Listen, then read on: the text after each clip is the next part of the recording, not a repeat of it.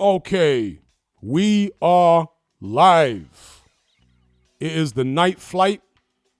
Shout out to everybody in the chat. This will be a movie review special. So here's the way we're going to do it. I'm going to run through a spoiler-free review of the following movies: The Monkey, Noseratu, Mickey 17,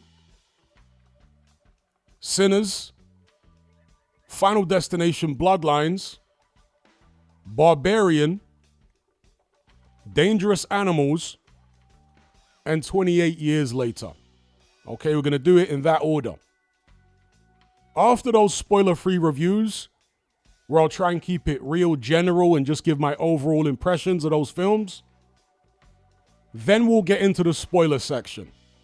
So I'm giving people a heads up right now that we'll get into a spoiler discussion where I'm going to be talking to you guys who have seen some of these films and so on.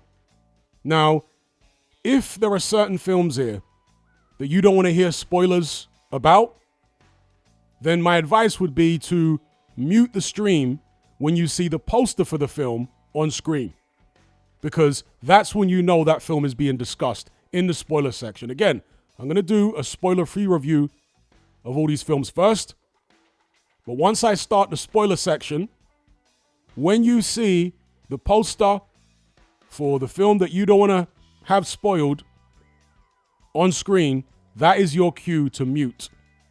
And then when you see a poster for a film that you've maybe seen on screen, or a poster for a film that you have no intention of watching, then you can unmute.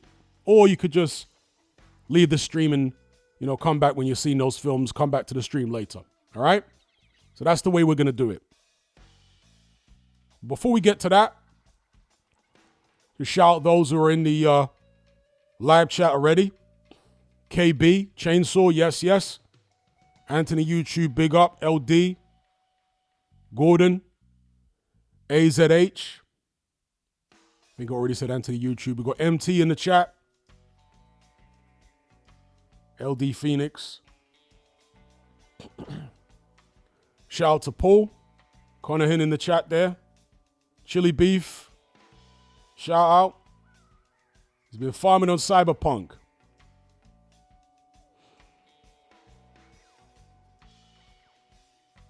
We'll give it a couple of minutes to let other people join. I mean, I've given a pretty decent heads up of a couple of hours for people to know that this stream was going to happen.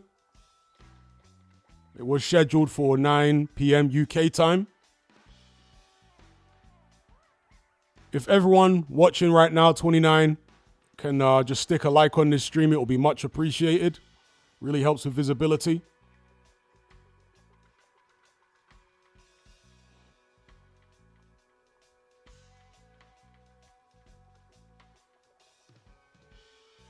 Shout out to JR. Big up Craig in the chat every time.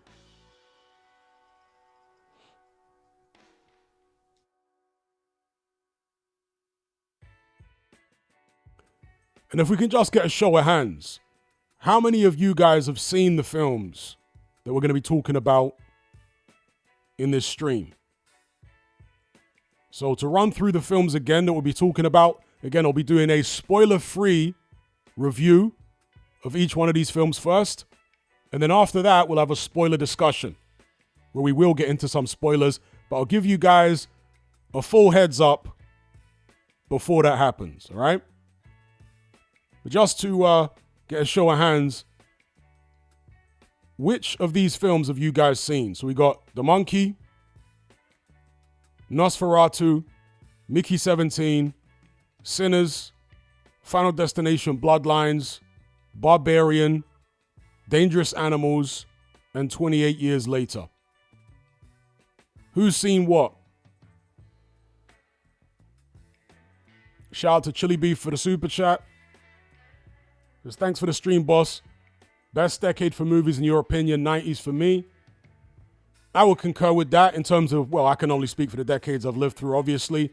And yeah, I would say the 90s. The 80s was pretty good. It was the era of cheese. And as cheesy as it was still fun. And there were some iconic movies, particularly because of the soundtracks and some of the writing. But yeah, I would say the 90s is the best decade for movies that I've lived through. Shout out to Chili Beef. Shout out to Sean. James Clifford. He says he's only seen Nosferatu of the films that we'll be talking about here. The Phenom has seen Nosferatu, Sinners, Final Destination. Okay.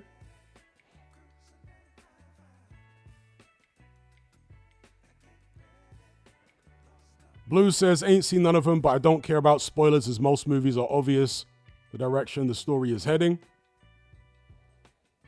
All right, so let's get into the spoiler-free reviews as I run through these films. All right.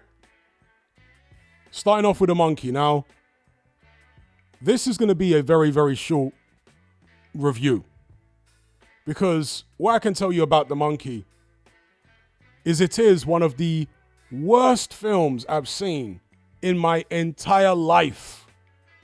Never mind over the past few years. No, this is one of the worst films I've seen in my entire life. So, this monkey, as you can see on the poster, is evil, of course. I don't think it's really a spoiler to say that. And it passes like an heirloom from one generation to the next in a particular family and wreaks havoc. That's as spoilery as I'll get for this film. But the film is kind of in the same vein as, let's say, a Final Destination movie, in the sense that it's kind of like slapstick horror, almost comedy horror. That's what it's going for. But where Final Destination, at least in some of the installments, hits the nail on the head, it absolutely gets it bang on. The Monkey fails at every single turn. It tries so hard to be funny, but it just is pathetic. That's all I can tell you. I sat in the cinema watching this film, and I must have watched, I want to say, the first 45 minutes, 1 hour. And there were multiple what were supposed to be gags throughout. And I swear on my life, nobody laughed. The film was so bad that, as I say, about 45 minutes in, maybe an hour in, but I want to say more like 45 minutes, probably about halfway through the movie, people started leaving. Very rarely have I seen people walk out of a film in large numbers, but they started walking out and so did I. So I didn't even finish this hot, steaming pile of doo-doo because it was so god-awfully bad. Now, in terms of like woke rating, because wokery is such a big issue in Hollywood movies now, I don't recall it being particularly woke. All right, so it's not like I'm downscoring it because it was pushing all sorts of agendas. Not really. It was just trash.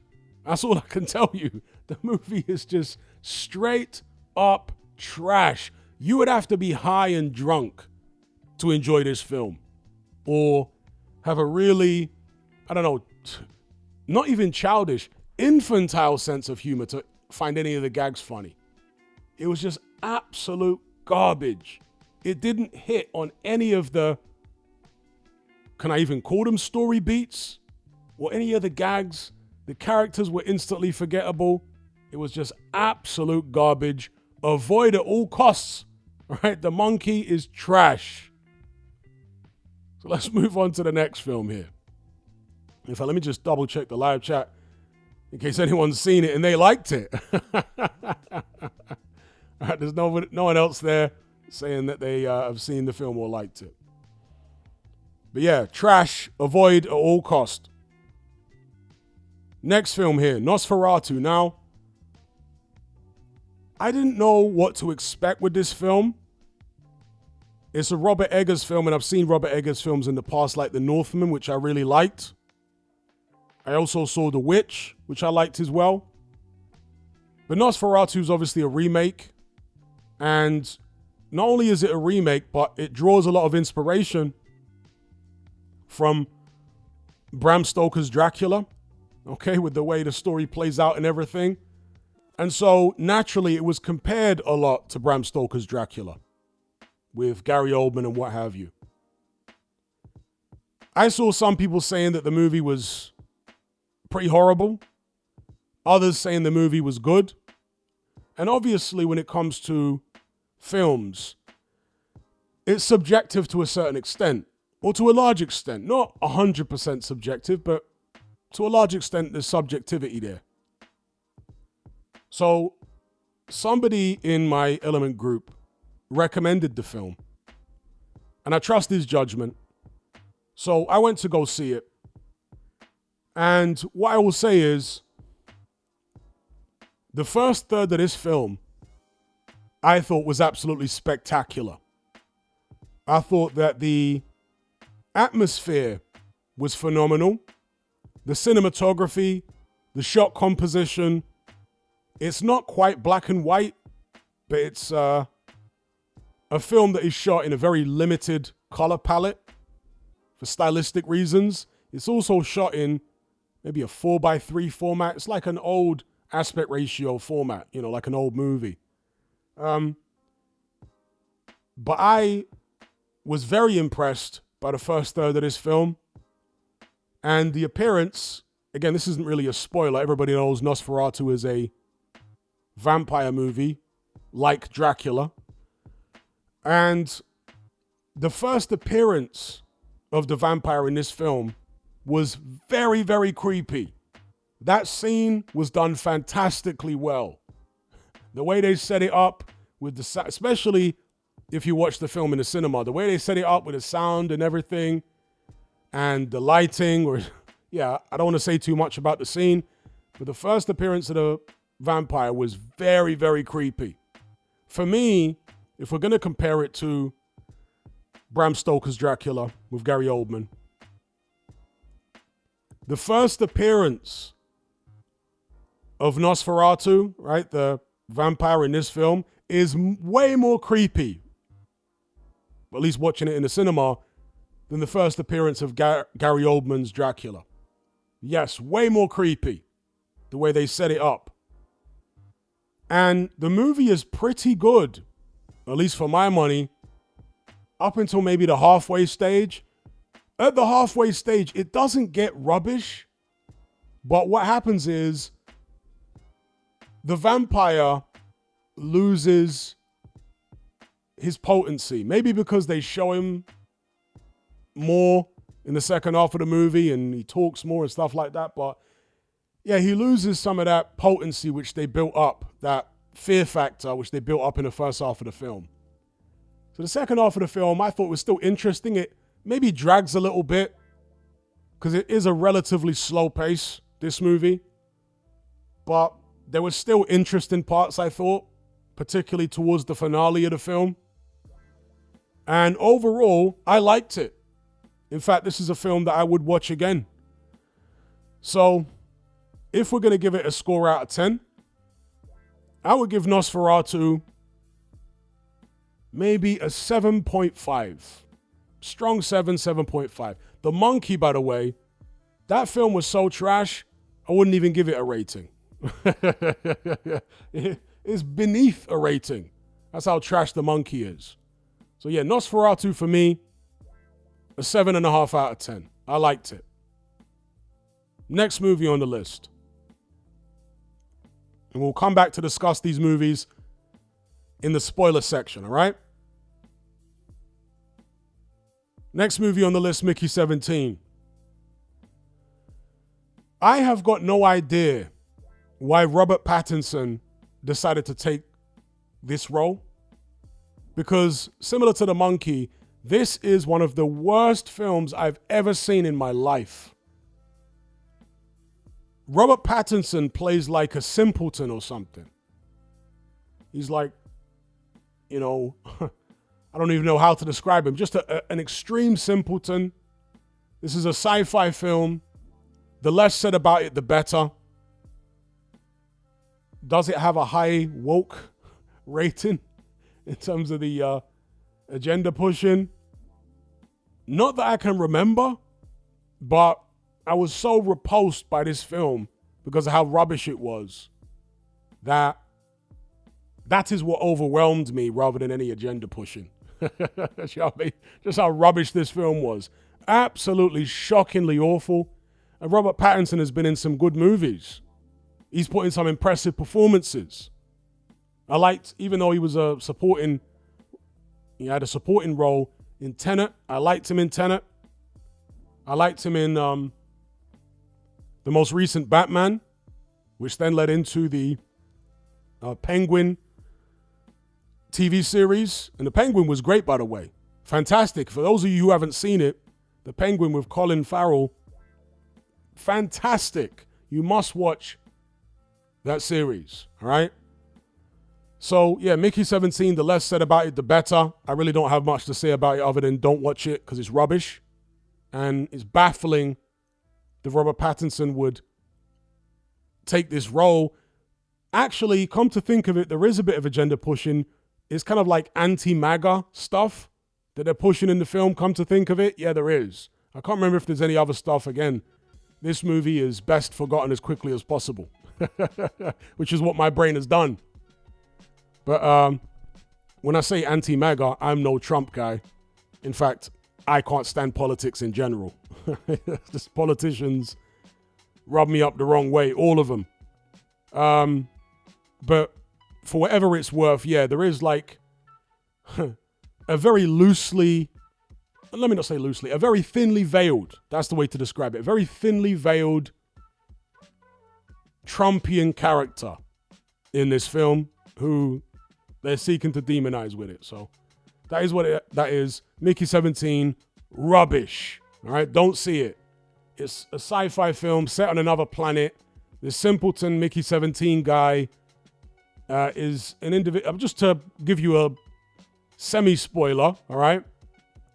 If you don't want to hear the semi-spoiler, mute now and then unmute when you see this poster change on screen. The concept of the film, and it shows it in the trailer anyway, so it's not really a spoiler. But the concept of the film is there's some off-world colony and you can volunteer to be an individual who's basically cannon fodder for dangerous missions on these off-world island, off-world planets and whatnot. And as cannon fodder, your body is basically, I think, cloned, right? So every time you die, your consciousness is then put into a clone of yourself. So you're, I don't think he's invincible. I can't remember if there's a limit to the number of times he can die, but he can die over and over again, and they just put his consciousness back into another body. All right, that's the concept of the film, but it's trash. Don't watch it. Then we move on to Sinners. Now, for those of you who haven't seen, or should I say heard it, I did a deep dive decoding of this film on my Patreon page, and you can listen to like the first 10 minutes for free. If you go to my Patreon page, just scroll down, you'll see Sinners. Just click on the play button. You can listen to 10 minutes of me decoding this film. And what I mean by decoding is uncovering the subtext, because there's a lot of subtext in this film. There's a lot of like hidden meaning and hidden messages and esoteric symbolism and what have you, which has been very deliberately placed there. All right. So if you want to hear that, head on over to my Patreon page. It's on the Brotherhood of Reason tier, or you can listen to 10 minutes of that decoding for free. What I can tell you about this film from an entertainment perspective is that it's decent. It's not a bad film. There's certainly a lot of agenda pushing here, which I go into in the decoding. But I didn't find it so overwhelming in the agenda pushing that I couldn't sit through the film. The film's decent. I don't think it's a classic or anything. It's watchable. The story is, I mean, if you don't know what the concept is, then it might be more interesting. But when you know what's going to happen in the movie already, when you know where the movie is going, what the quote unquote twist is, and it's not really much of a twist because they kind of show it in the trailers, which is a bit weird. It would have been better if they kept all that stuff out of the trailers, you know? Like they did with a movie several decades ago, which blatantly inspired Sinners. Yeah? But as I say, Michael B. Jordan plays a pair of twins who are career criminals, gangsters. I guess it's in like the 1930s, I want to say. It's either after World War I or World War II. So it's either in the 1930s after World War I or maybe in the 1940s after World War II. I forget now. But he puts in a decent performance. He's obviously playing two characters, twins. They CGI'd that well enough. There are supporting performances by people like Delroy Lindo, who's always an interesting watch. And overall, yeah, I'd say it's a decent film. It's not a film that you will watch and necessarily be bored. Some people might be bored, but you'll probably be able to keep yourself interested watching it all the way through. If I'm going to give Sinners a score out of 10, just from an entertainment perspective, putting all the agenda pushing aside, I give it maybe a 6 out of 10. Yeah, I'll give Sinners 6 out of 10. Worth a watch if you can watch it for free online or whatever on a streaming service. It's no longer showing at cinemas as far as I'm aware. Maybe in some countries it is. Unless you're like really a big fan of Ryan Coogler or Michael B. Jordan, it's not something you need to go pay money to watch. That's what I'll say. But it's decent enough. So yeah, 6 out of 10 for Sinners. Again, we'll talk about these movies more in depth during the spoiler section. I'll chop it up with you guys in the chat. Then we move on to Final Destination Bloodlines. Now, this film caught me off guard. This film took me by surprise because I don't normally watch films like this. Not very often anyway. So I kind of watched this because I was intrigued a little bit by the trailer. It looked a bit more slick than some of the previous, more recent Final Destination installments. And I was like, why not? I got some time to kill. Let me go watch Final Destination Bloodlines. It turned out to be, for my money, the movie of the year so far. Yes, Final Destination Bloodlines is a banger. Now, obviously, you have to be in the mood for this kind of film. It's silly slapstick horror, as I referred to earlier on. But it does silly slapstick horror fantastically well.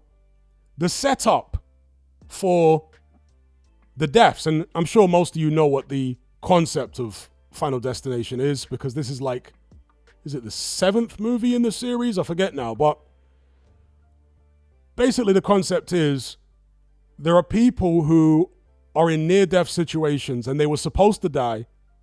Because they don't, death then starts chasing them. And with this particular film, Final Destination Bloodlines, death now starts chasing the descendants of people who were supposed to die. Because they're not supposed to be alive, so, death's coming after them.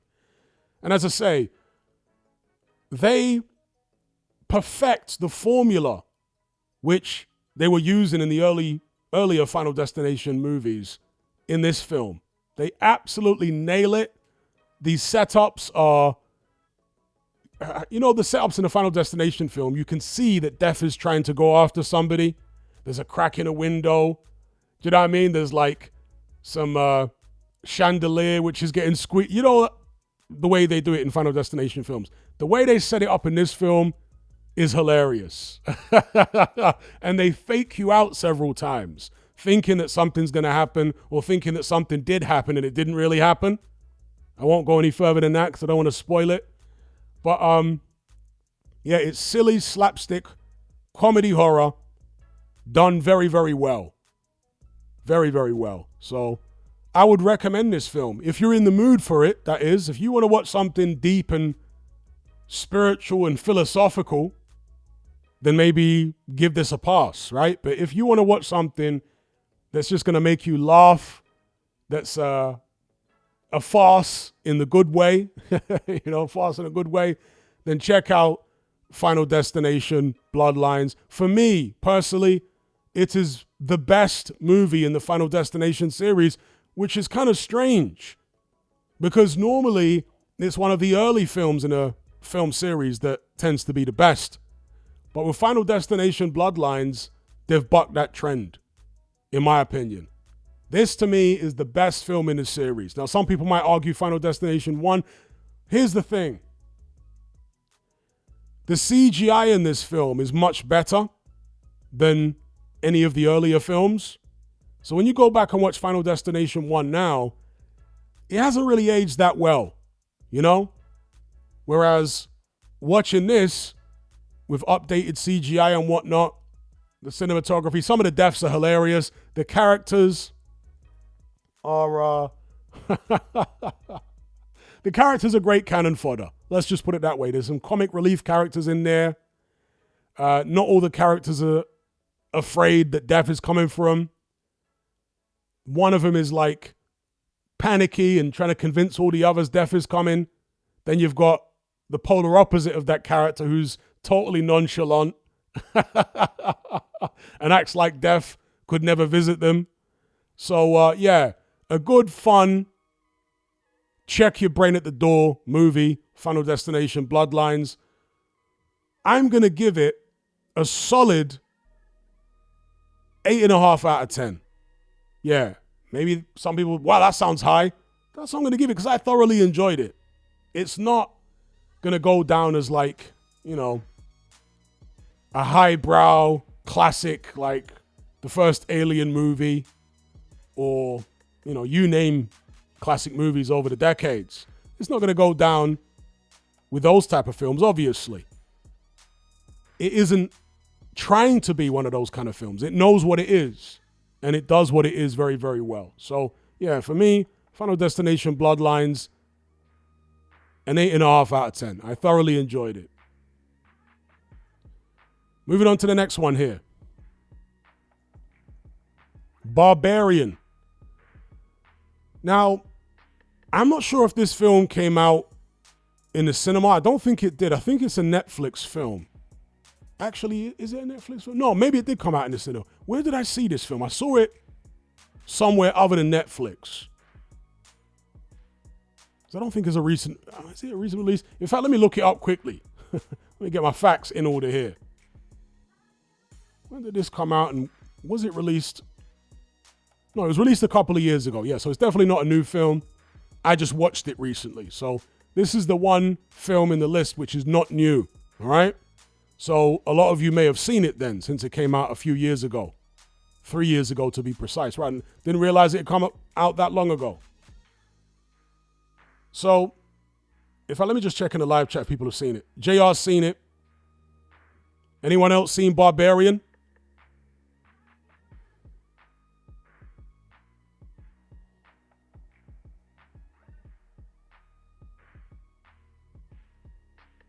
Other than JR, I guess nobody else other than JR seen Barbarian. So,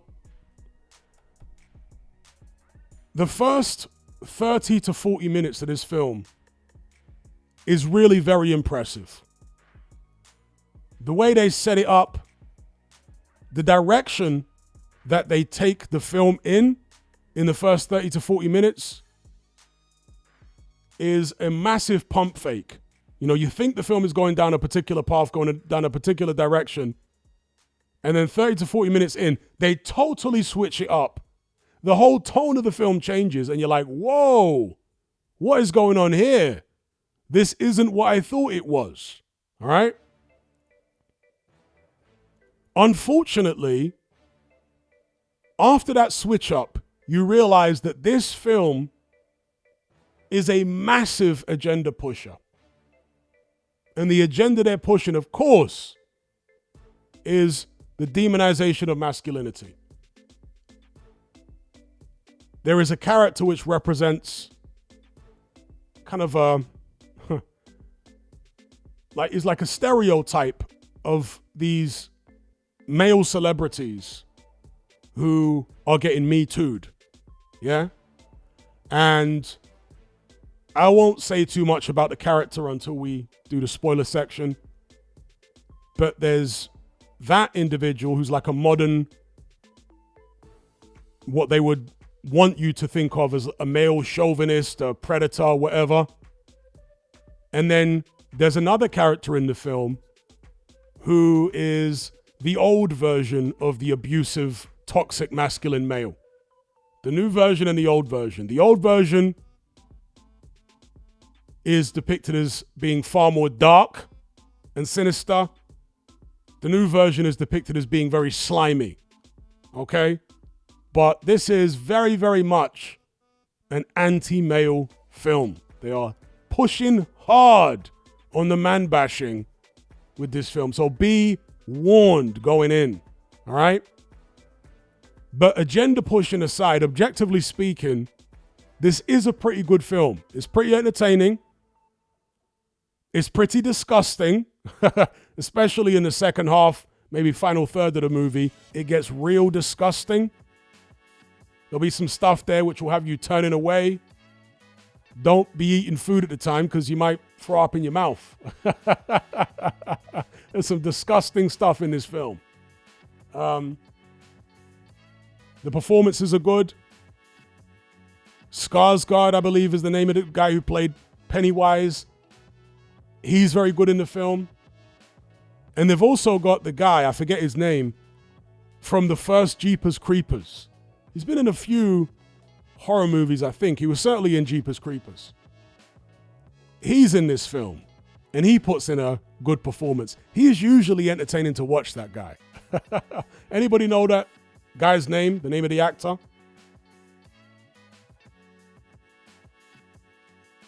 Justin Long. Is that his name, Justin Long? He still looks young. Yeah, he does still look young. Yeah, he performs well in this film. And there's something about him that works really well as cannon fodder in horror movies. He was fantastic in the first Jeepers Creepers. You know, the way he was acting and being unbelievably stupid, the way people tend to be in horror films. You know, when there's an obvious danger and there's something really weird and creepy.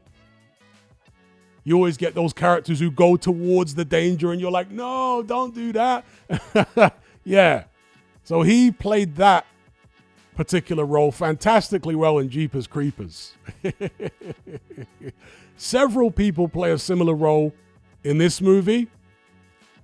And needless to say, the proverbial ish hits the fan. Or the ish hits the proverbial fan. So, yeah. Heavy, heavy, heavy on the man bashing, this movie Barbarian. But objectively speaking, it's pretty entertaining. Especially the first 30 to 40 minutes before the switch up. You know, it really has you guessing. It really has you wondering whether a particular character is good or bad. You know? And you're like, is this person evil or are they good? Or it constantly keep you guessing because of the way that the actor acts it. It's fantastically well done. So, yeah. Agenda pushing, man bashing aside, I have to give some points for the very strong first 40 minutes. Second half of the film, not quite as enjoyable. So I'm going to give it a 7 out of 10 for Barbarian. Yeah. I'm going to give Barbarian 7 out of 10. All right, so moving on. Shout out to Fight Sport Talk in the chat.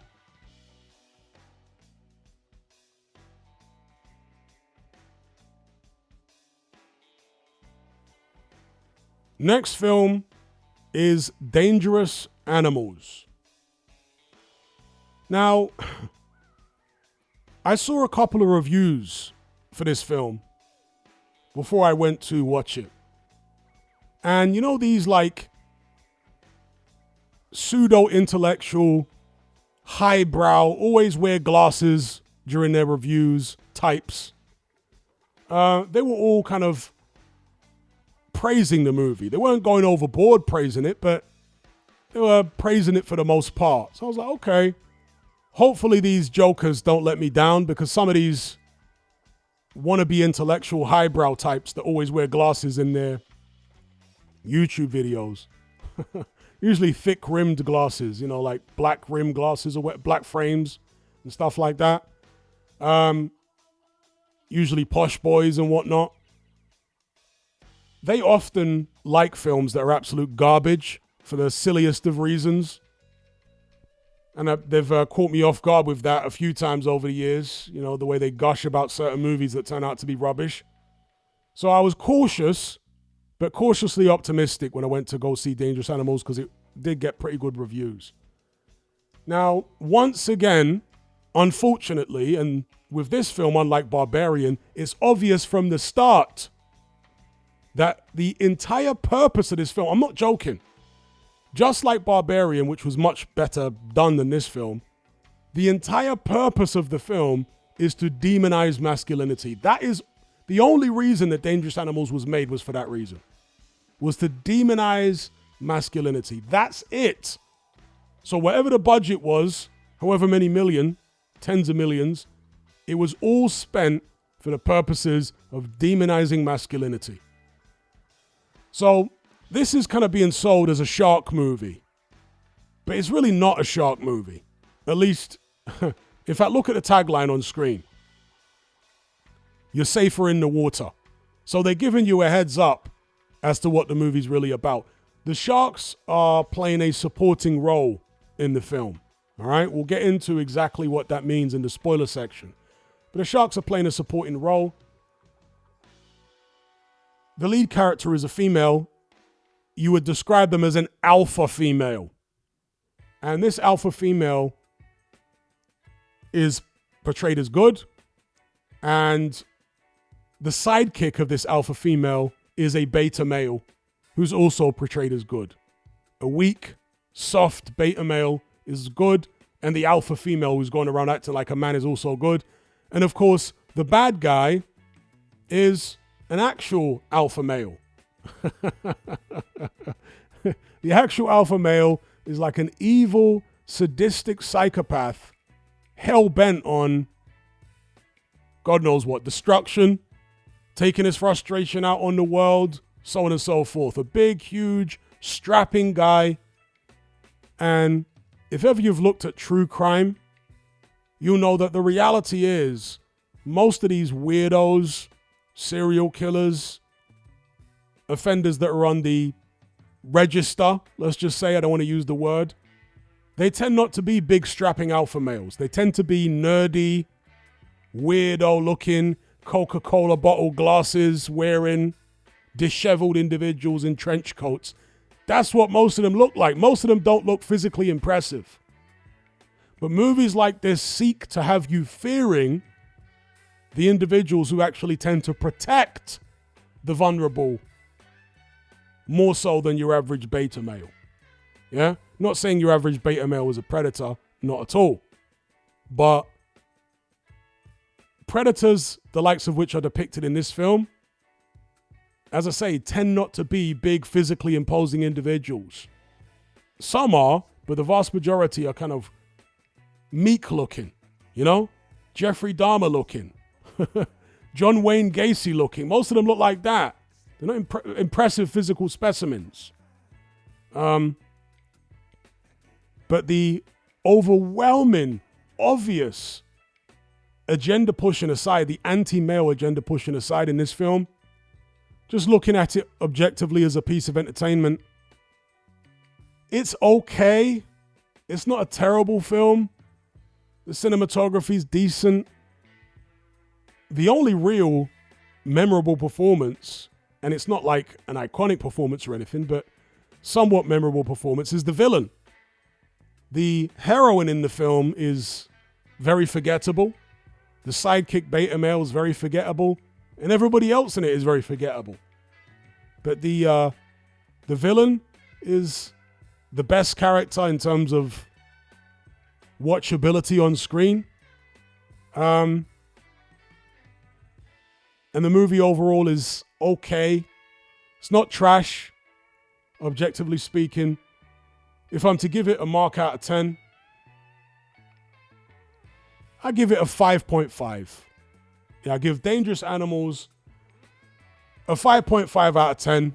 It's not trash. It's just, You definitely don't need to see it. And you certainly shouldn't pay money to see it, in my opinion.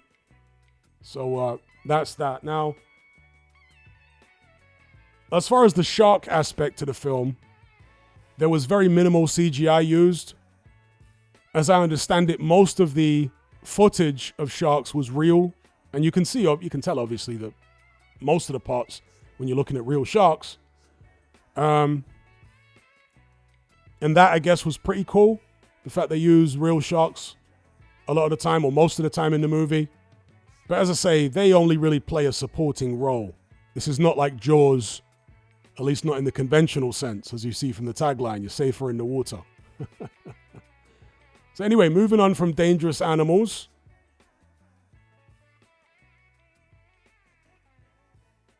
Connor says, I was suspicious on the good ratings this movie has when I first saw it.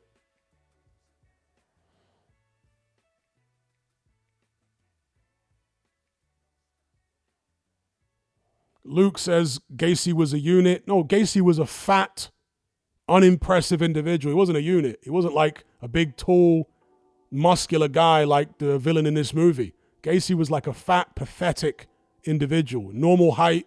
In fact, maybe a little short. The kind of guy who would get bullied growing up for being like a fat. And he was socially awkward growing up because he was like a fat kid without many friends. So, he wasn't a unit in terms of being physically imposing. He was a nerdy fat boy. But he happened to be a monster,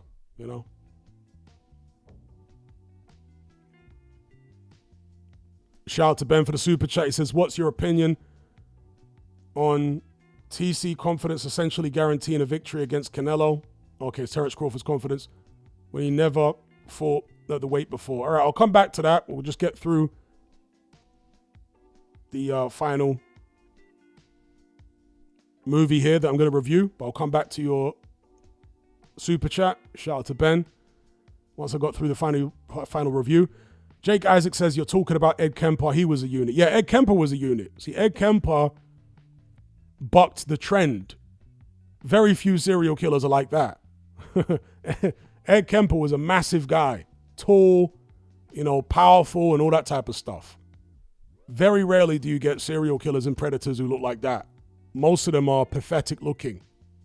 If you ever, get into true crime and whatnot. So anyway, the final film I'm going to review here before we get into the spoiler section, and I'll come on to Ben's super chat. 28 years later. Now, I saw this a couple of days ago, so it's fresh in my mind. Obviously, the original 28 Days Later was a classic. I loved it when it came out. I don't think it's aged particularly well because of the fact that so many other movies have taken the formula that 28 Days Later used and improved upon it, truth be told, and also spammed it. So prior to 28 Days Later, for those of you who don't know, directed by Danny Boyle, prior to that, I don't ever recall a zombie movie where the zombies could move fast. Zombies were always slow-moving creatures, right? But in 28 Days Later, you had this concept of the rage virus. And so the zombies were extremely fast, explosive. Do you know what I mean? So it kind of, if not reinvented the zombie genre, it certainly refreshed it 28 Days Later. So it's a classic.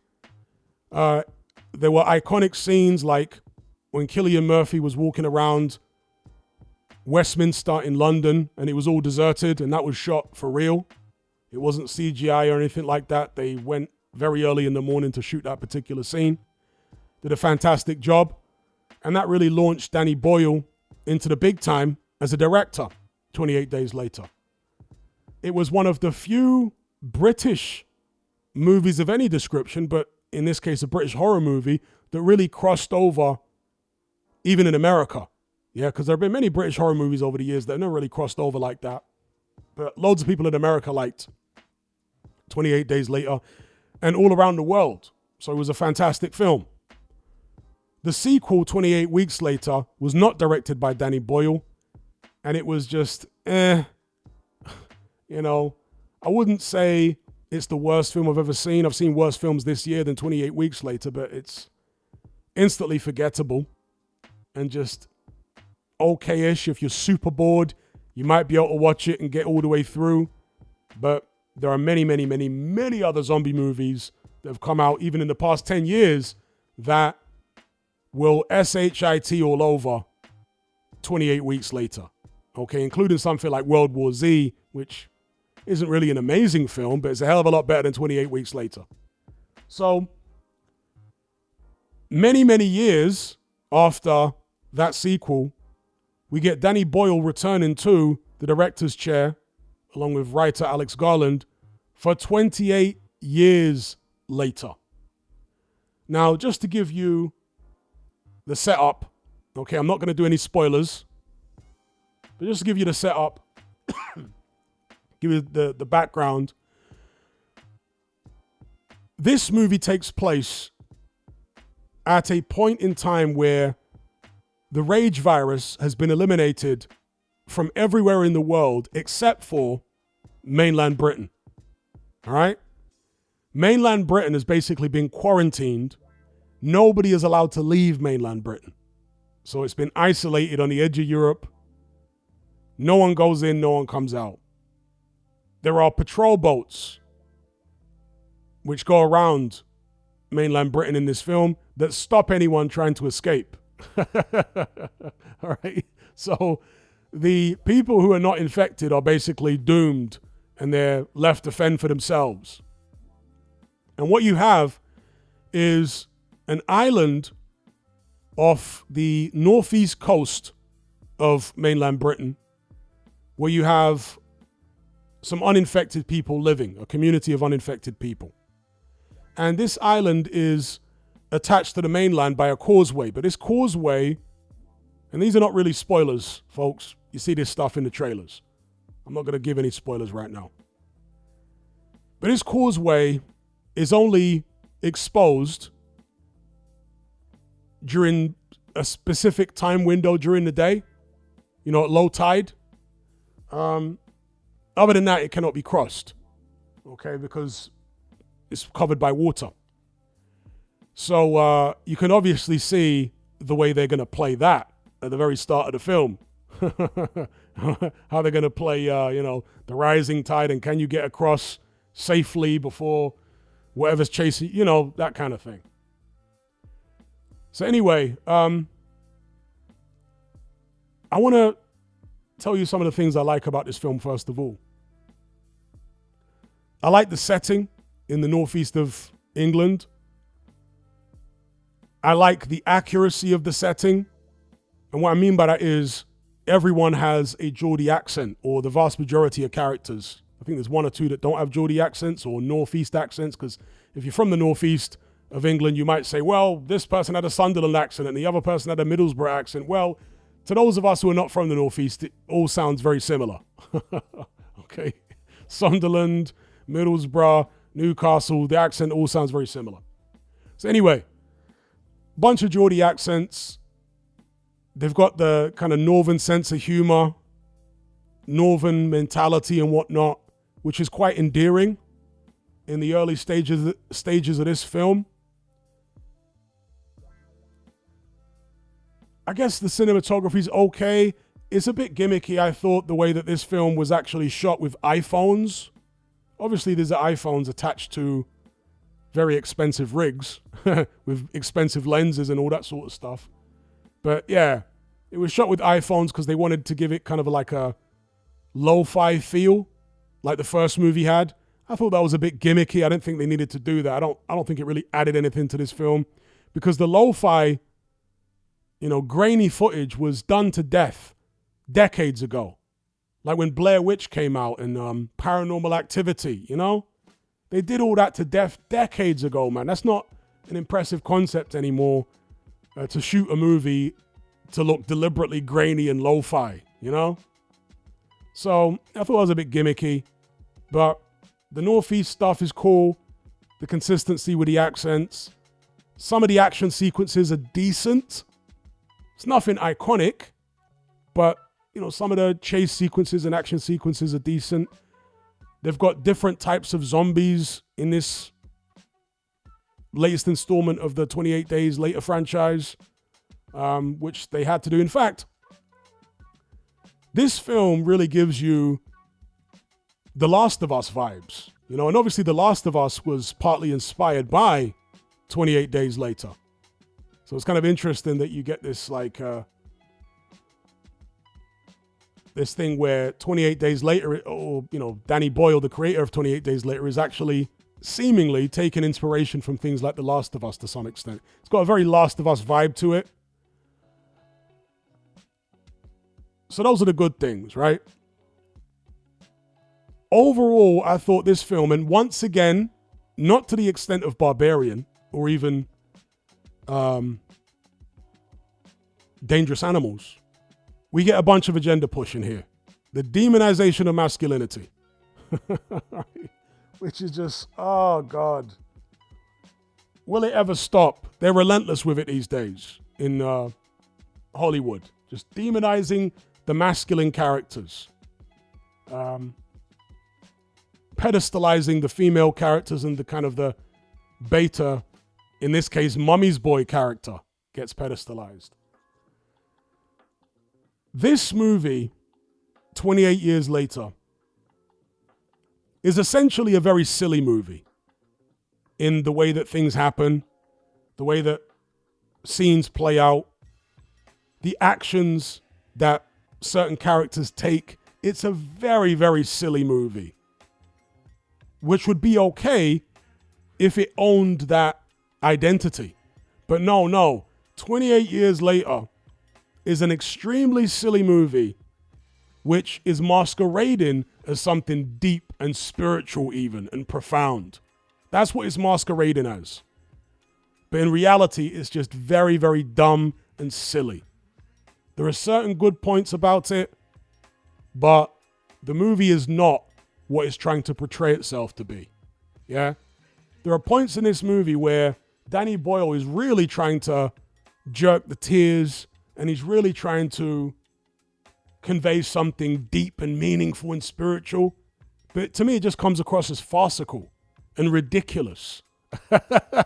Again, I won't give specifics until we talk spoilers in a few moments. And I'll give you guys a big heads up. Pause. Give you guys a heads up. And we're going to go into the spoilers. But, yeah, it's just a silly movie that tries to act like it's serious and profound. You've got Ray Fiennes in the film, who I guess is pretty good. I say pretty good. He's so close in his mannerisms and even in his appearance to Voldemort in this film that I literally half expected him to pull a wand out and say Avada Kedavra at any moment. Because the way he talks and his appearance is very Voldemort-esque. So he's okay, I guess, in the film. The star of the film is this young boy who you see on top of the skulls on the poster. His performance is pretty good for a child actor. But the most likable character in the film is by far and away the young boy's dad. And it's not like he's an iconic character or anything, but he's a relatively likable character. Yeah? Even though he does a load of dumb stuff as well, which doesn't make any sense. This movie's full of just dumb stuff. So yeah. Overall, what would I give this film out of 10? And by the way, the sequel to this movie is already shot. And there's apparently going to be another movie after that as well. And the way the movie ends, it makes it very obvious that there's going to be a sequel. And the end is very, very silly as well. The end is just like, what are we watching here? You know, the end sequence is like something out of Kill Bill. Yeah. And the first two 28 Days Later films didn't have a Kill Bill type, you know, slapstick vibe about them whatsoever. But for whatever reason, Danny Boyle decides to introduce that at the end of this movie. So God only knows what that's all about. And it is a weird film. Yeah. The tone of this film is weird. There's one thing I forgot to mention with regards to the demonization of masculinity. There are different types of zombies in this film, and one type, of course, are called alphas. All right, the alpha zombies. And these alpha zombies are extremely tall, muscular, and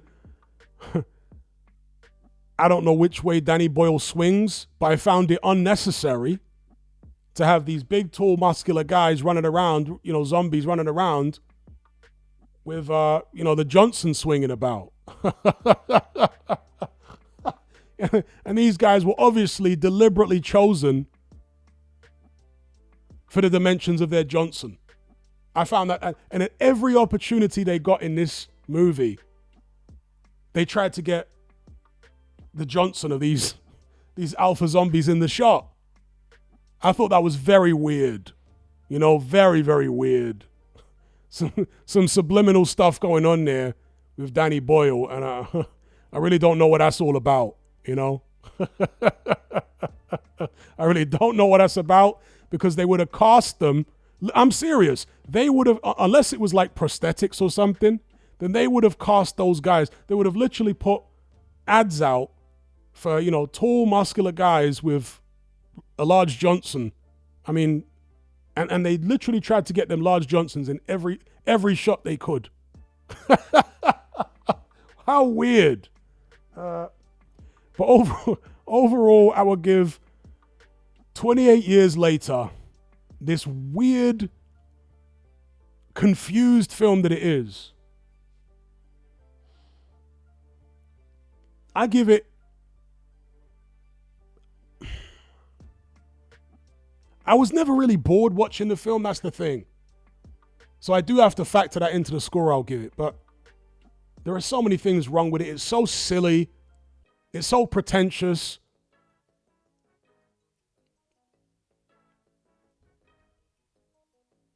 I'm going to give it a 5.5. I was nearly going to give it a 6. I might give it a 6 on another day, but I'm going to give it a 5.5 out of 10. It's certainly not the worst film I've seen this year. It's not one of the worst films I've seen of all time, but you're not going to be impressed. As I say, there are some good elements of it or in it, but overall you'll just be left feeling at the end like, what the hell did I just watch? That's how I felt watching it. Like, what the hell did I just watch? What a weird film. So yeah, that is 28 Years Later.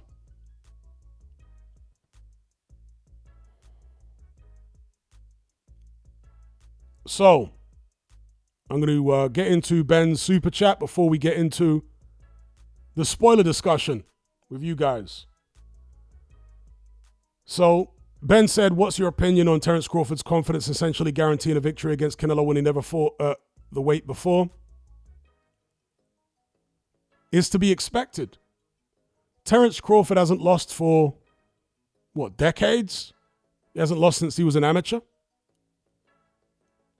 You don't reach the level of success in boxing or any other profession in life without being supremely confident. This is a guy who was undisputed in 2 weight classes.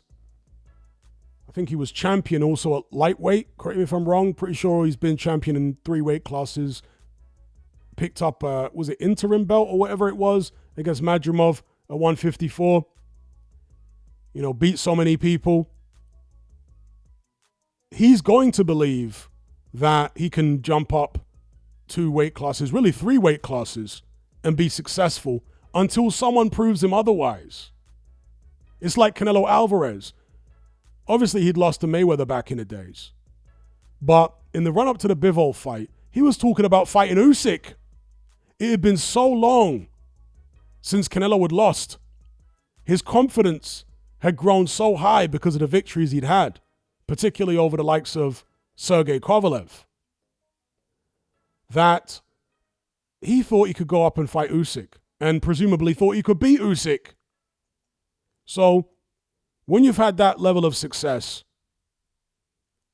you're going to think you're invincible or just about invincible. You're going to start pushing the boundaries, right? Thinking that you can do more than you actually can. And until someone proves you otherwise, you're going to continue thinking that way. Dmitry Bivol made Canelo Alvarez remix his plans. That was a reality check for Canelo, the Dmitry Bivol fight. And so Bud Crawford's going to need the same. If he is biting off more than he can chew, moving up through the weight classes, well, Canelo's going to have to prove that to him in the fight. So, no, I completely believe that Bud Crawford is supremely confident. Why wouldn't he be? Nobody's beat him. Yes, he had a close call against Madrimov, but the way a fighter's mind works is they are eternal optimists, and I'm talking about the top-level fighters. They are eternal optimists, insufferable optimists. They will always look at the good things that happened in fights. They hyper-focus on the good things that they did, the successes they had, not so much the mistakes. They look at the mistakes, of course, because they want to improve. And fighters, top fighters that is, are very critical of themselves in that sense, okay? But they have incredible confidence in terms of what they think they can achieve, and it comes, or should I say it manifests, in situations like the Madrimov fight where Terence Crawford came away with a victory, officially, and he's going to be telling himself, I did this wrong, I did that wrong, I can be so much better, I still got the W, I still deserve to win, you know? I thought that Madrimov actually nicked that fight. But in Terence Crawford's mind, no, he's so used to hyper-focusing on his own success, on his own successes in fights, he's going to genuinely feel as though he won it clearly. That's how a fighter's mind works. So, yeah, that's what I think about Terence Crawford being supremely confident. I expect it. And he has to be supremely confident. If he's not supremely confident, then it means he's just taking it for a payday. And I don't think Terence Crawford is just taking this fight for a payday at all. I think that Terence Crawford, privately, is trying to outdo Floyd Mayweather. Because he'll be taking on a much more experienced version of Canelo, a fully hydrated version of Canelo. There's no rehydration clause as far as I'm aware in this fight. So if he goes out there and beats Canelo, you know, I think privately he's going to feel like he got one up on Floyd Mayweather. So yeah, shout out to Ben for the super chat.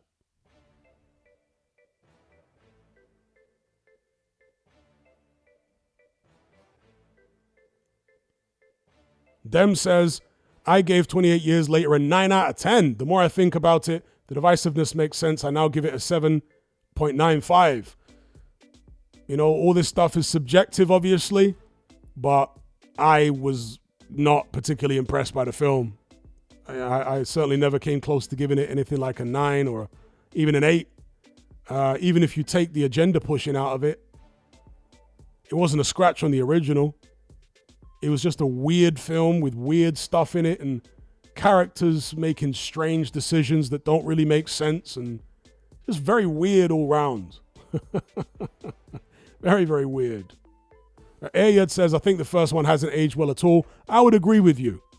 It hasn't aged well because, as I said earlier on,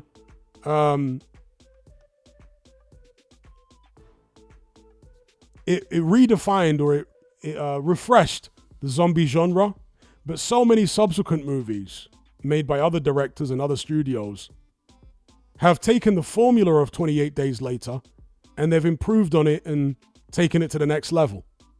So once you've seen those kind of movies, going back and watching 28 Days Later now, it's underwhelming, you know?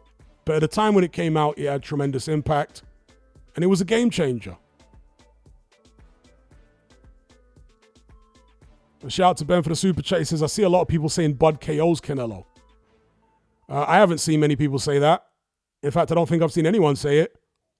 And I certainly can't see that happening.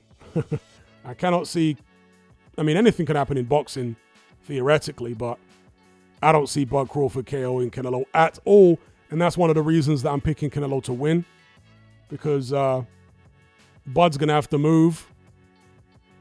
Hopefully not excessively. And I just don't see anybody, unless they really put an obvious schooling or beating on Canelo, walking away with a points victory. Dimitri Bivol threw enough punches while he was moving, and he wasn't moving excessively, Dimitri Bivol. There were moments when he had Canelo pinned on the ropes, and he was opening up on him. Combination punches. So there were enough moments like that for Bivol against Canelo to get the nod. I don't see Crawford having as many moments like that as Bivol did. I don't think he's big enough, tall enough, rangy enough to have as many moments like that. He'll be in more danger of being countered by big shots, and he's a much naturally smaller man than Dimitri Bivol. So I'm saying Canelo on points. It's kind of a meme in it to always pick Canelo on points because that's how most of his fights end, with him winning on the cards. Whether he deserves to win or not remains to be seen, because he's had some contentious victories in the past. But yeah, I would say, or I am going with Canelo on points. All right, so let's move on to the spoiler section now. So for those of you who don't want to hear spoilers about the movies that we've spoken about, to run through the movies again, just to tell you the names of the movies before we get into the spoiler discussion. The Monkey, Nosferatu, Mickey 17, Sinners, Final Destination Bloodlines, Barbarian, Dangerous Animals, and 28 Years Later. Those are the movies we're going to be discussing in this next section, which is the spoiler section. If you don't want to hear spoilers for some movies, but you don't mind hearing spoilers for other movies, then I suggest you look at which poster is on screen and mute it while that poster is on screen if you don't want to hear spoilers for that particular movie. Once the poster changes on screen, then you can unmute it if it's a movie you don't care about or a movie you've seen before. Now, starting off with The Monkey. So we're now going into the spoiler section. I'll be interacting with you guys in the chat about these movies and maybe some other movies you guys want to talk about. We're not going to spend much time on this film because it was just so god-awful.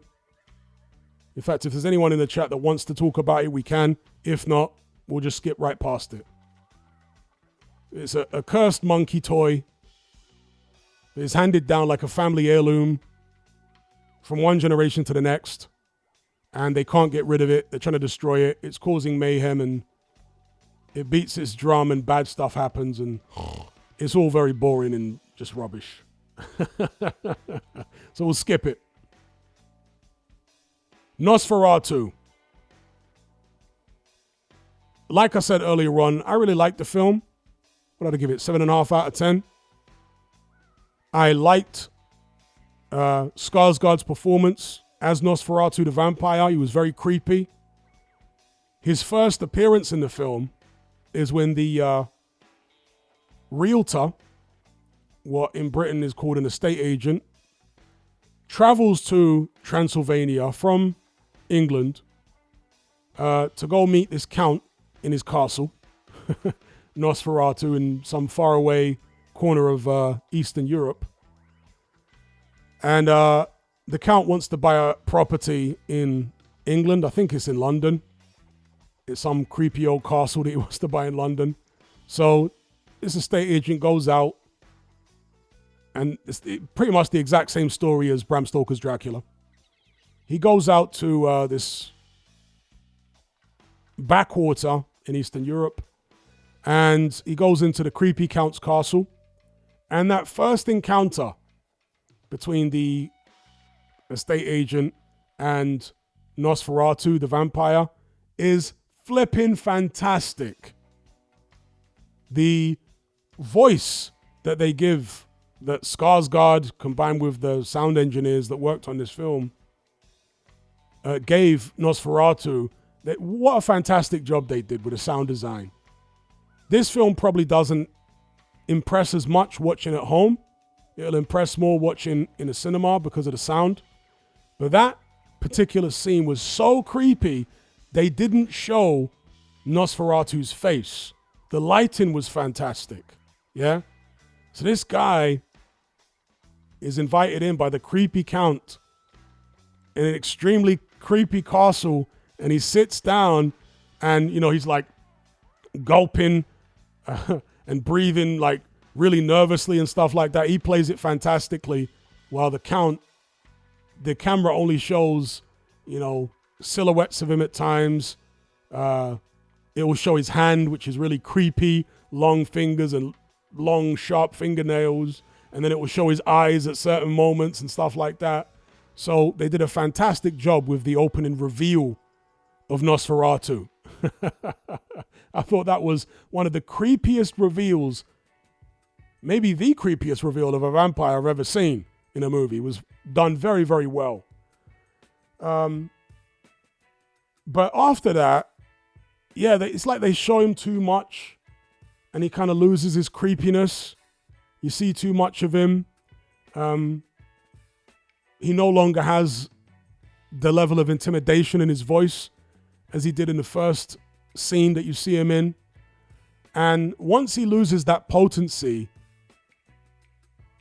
the movie is still kind of interesting, but particularly if you've seen Bram Stoker's Dracula, you already know what's going to happen.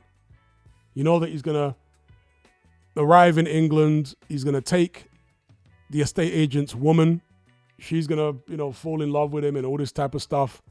And he's going to have his way with her and, X, Y, Z. So you know what's going to happen. Nevertheless, they do a pretty good job. There's some scenes with the woman who is seduced by Nosferatu, right? The wife or the fiance of the estate agent. The realtor, as they call him in America. There are some scenes with her where she's like basically under the control of Nosferatu remotely, spiritually, I guess. There are some disturbing scenes which they deliberately tried to make erotic. Do you know what I mean? So it's going to make you feel kind of weird watching some of these scenes. So for example, there's a scene where the estate agent guy makes it back to England. He goes to see his fiance. I think it's his fiance at this point, either fiance or wife. And she's like possessed, by Nosferatu.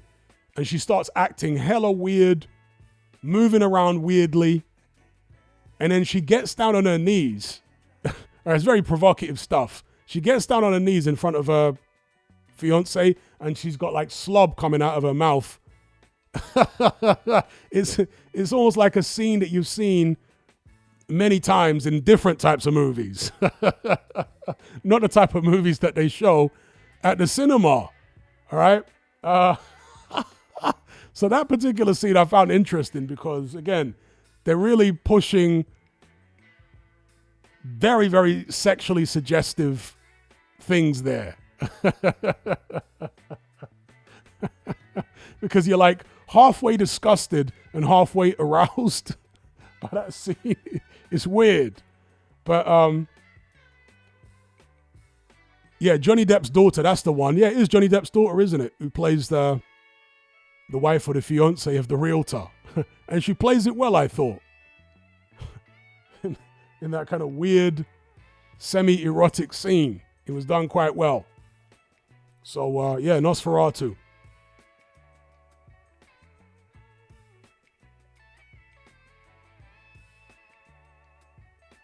Connor says he's very good at playing creepy creatures, this guy. Yeah, Skarsgård is. He played Pennywise in the It remake.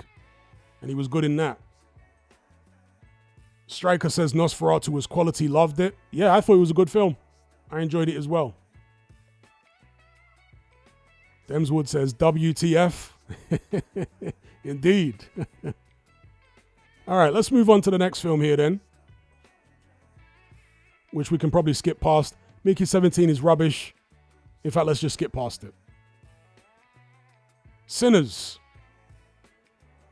So, as I was saying earlier on, Sinners is basically a clone of, or virtually a clone, of From Dusk Till Dawn, which was a movie which Quentin Tarantino produced. I don't think he directed it, did he? But he produced it or had a hand in creating the film somehow, okay?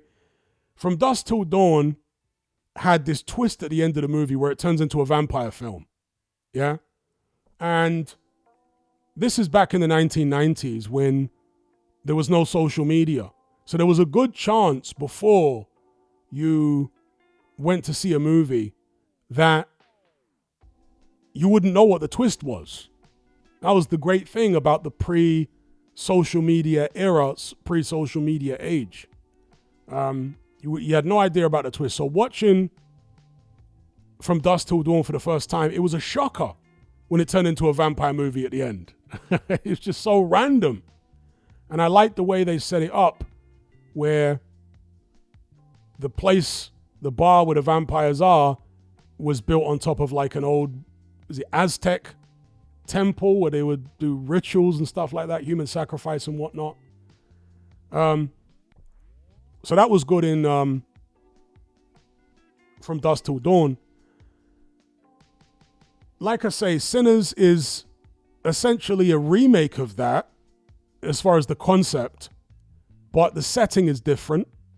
And the reason for the vampires being attracted, in this case, to a juke joint, which is essentially a nightclub in the Black American community back in the 1930s or whenever it was.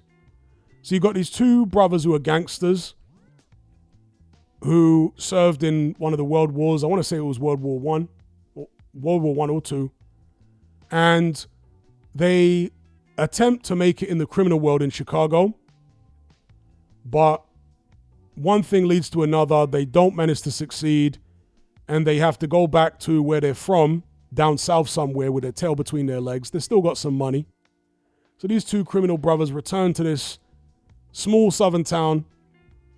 And they try to make a go of it once more, thinking they can be big fish in a small pond rather than big fish in a big pond where there's loads of other sharks and stuff swimming about, which was what Chicago was.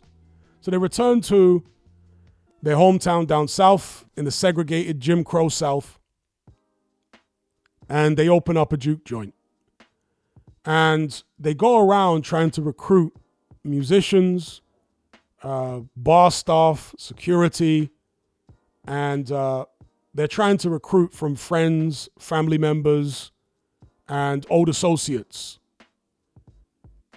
And some of these people are reluctant, so the brothers start trying to tempt them. They start using the vices of some of these people to tempt them to come and work at their new juke joint.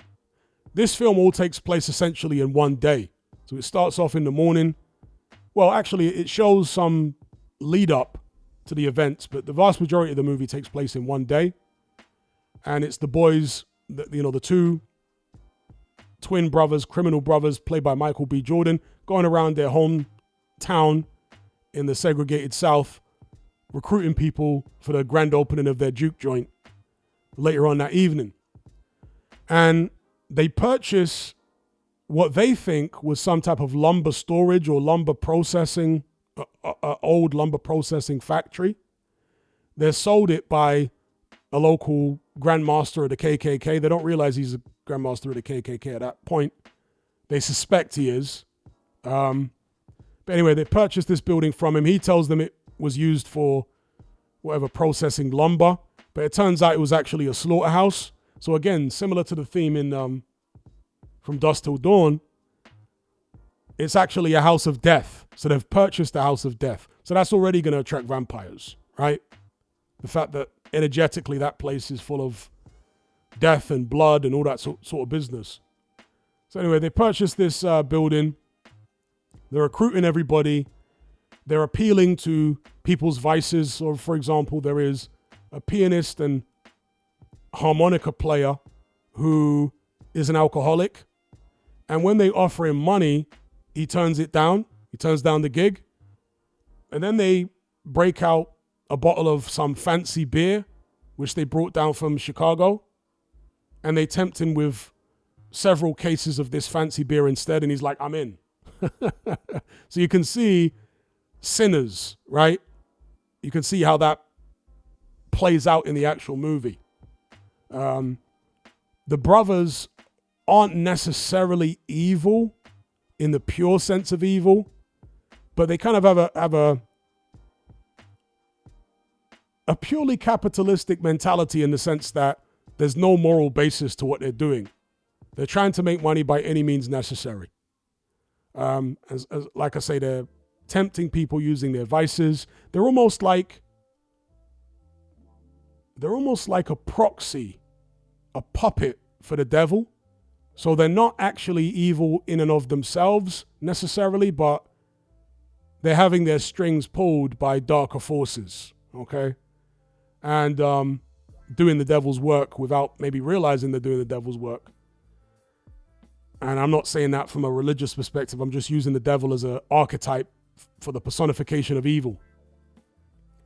So, they recruit family members, ex-girlfriends, and all this sort of stuff. And then they have the grand opening of the juke joint. It's going very, very well. Everybody's indulging their vices, alcohol, sex. There's a woman who goes there to cheat on her husband. And that is a bit of agenda. There's quite a bit of agenda pushing in this film. But again, the demonization of masculinity is an undertone. It is an undercurrent in this film. And also allowing a female who's cheating on her husband to somehow come out smelling the roses. Which is the opposite of what you see in other films. If the man's cheating, he's always the bad guy. But in this film, the woman who's cheating on her husband, you don't even get to see the husband. You just know that she's cheating. And she's a proper hoe as well because she's like out there looking for somebody to cheat with on her husband.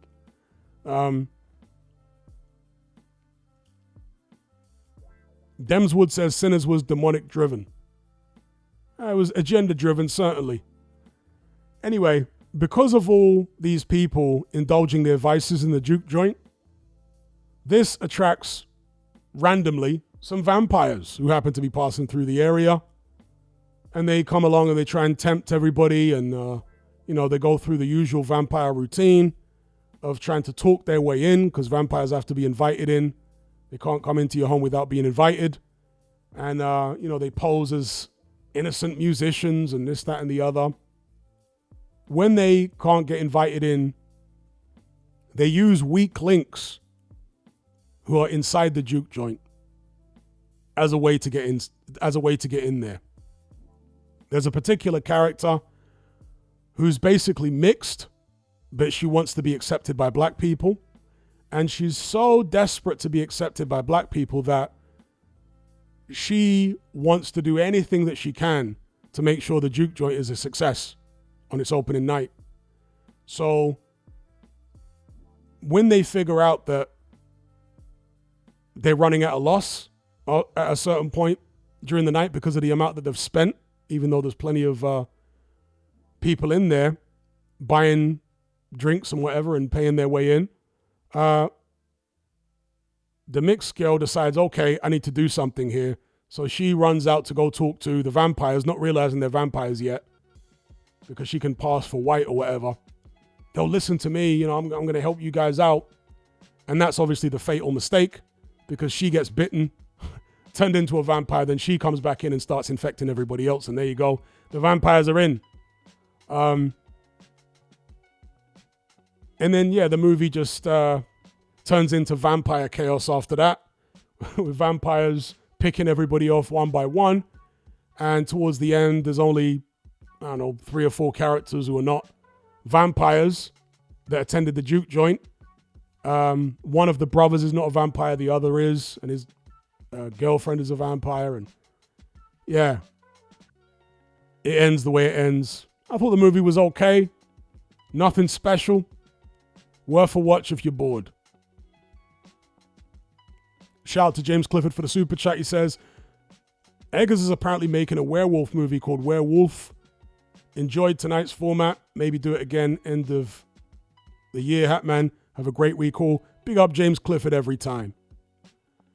Yeah, I've heard of that film that he's making. And I look forward to it because I do enjoy Robert Eggers' movies. Although a lot of people like The Lighthouse. I thought The Lighthouse was very, very weird. I didn't actually finish it because it was so weird. I intended to go finish it, but I just didn't end up finishing it. I found it very, very strange. That was with Robert Pattinson and what's the other guy's name now? William Dafoe. I was weirded out by the amount of flatulence in the movie. William Dafoe's character just kept farting all the time. I was like, okay, this is a bit much now. They've overdone it with the farting.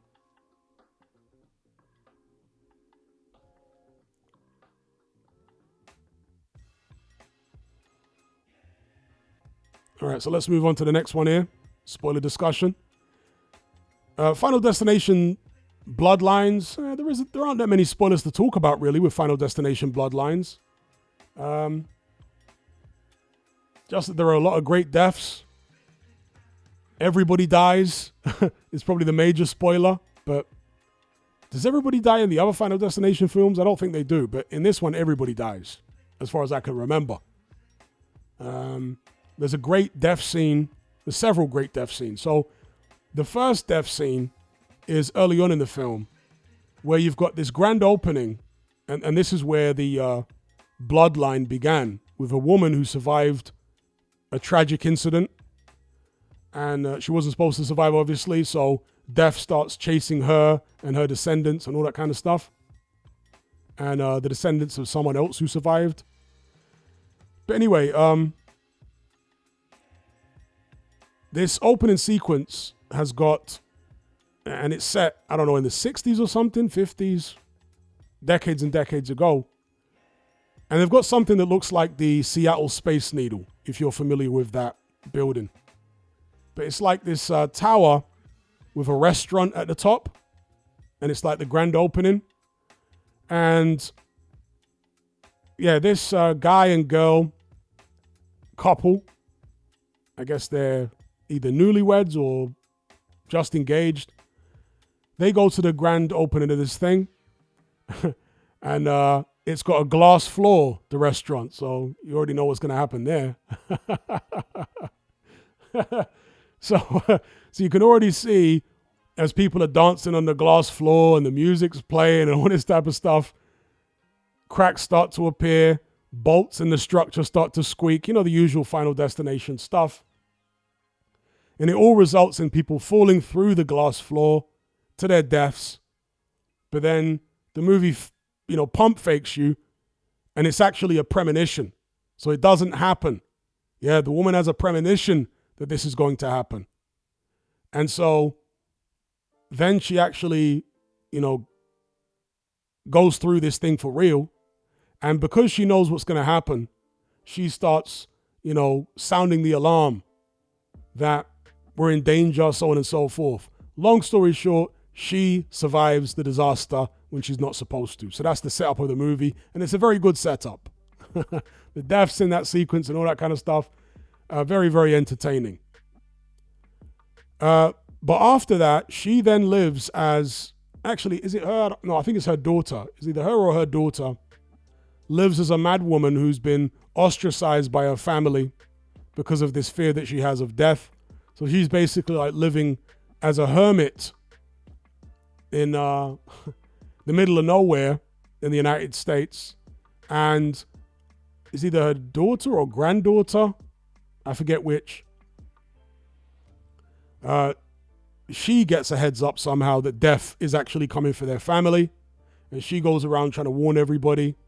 And of course, at the beginning, they're all skeptical. And there's a particular cousin of hers, a male cousin, who's like a tattooist.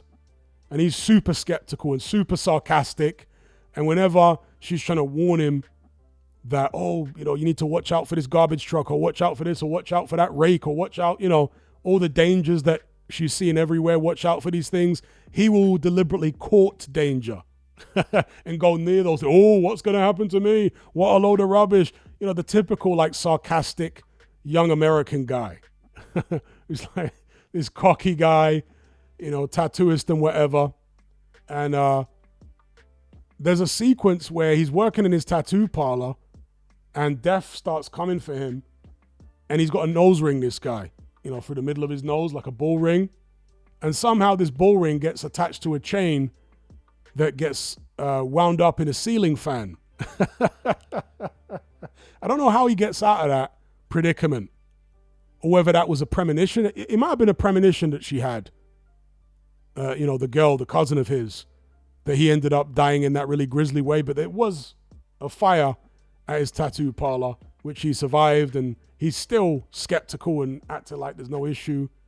You know, he's still totally nonchalant about the whole thing. But later on in the film, he dies in a pretty funny sequence where there's some type of electromagnet, I guess as part of is it an MRI machine or something? It's like a really powerful electromagnet.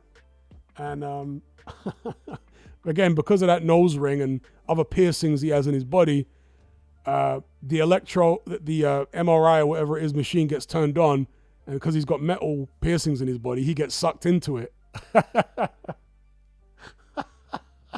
That death is hilarious. Yeah, and there's a number of hilarious deaths in this film all the way through. I was literally laughing damn near from start to finish.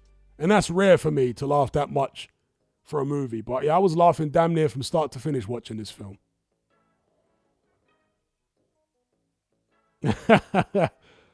Goozy says everyone with a bow ring in their nose needs handing up. But yeah, Final Destination Bloodlines. I thought it was a very, very entertaining romp of a film, to use an old expression.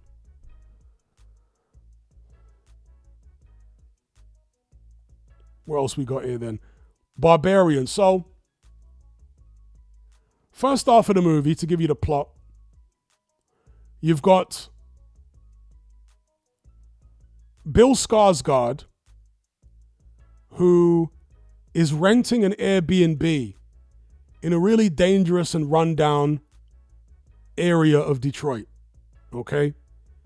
But this Airbnb has been double booked. So, or it seems to have been double booked, because this young lady turns up at night and she knocks on the, well, she tries to, I think she actually lets herself in, or tries to or does get in. And Bill Skarsgård is already in there. And she's like, hang on. Are you supposed to be here? Have I got the right address? Have you got the right address? Because I booked this place for several nights or whatever, right? Airbnb. And so they get into this discussion, and as a viewer, you're unsure whether Bill Skarsgård is dodgy and he's like some type of predator, and she's been lured in by him, and maybe he's the guy that owns the Airbnb and he's part of some nefarious group, or maybe he's a killer or some type of predator. Do you know what I mean? You're not sure. And the way that Bill Skarsgård plays it in the first 40 minutes of this film is just fantastic, because he walks the line between being genuine and being creepy. And you're never quite sure in that first 40 minutes. You're literally guessing the whole time. Is this guy for real? Or is he a predator? Or what is going on here? Because certain things he does, you could interpret as creepy, but then other things he does, you're like, nah, he wouldn't do that if he was that way inclined, you know? So it just keeps you guessing. And the more she ends up trusting him, because he does win her trust eventually, this girl.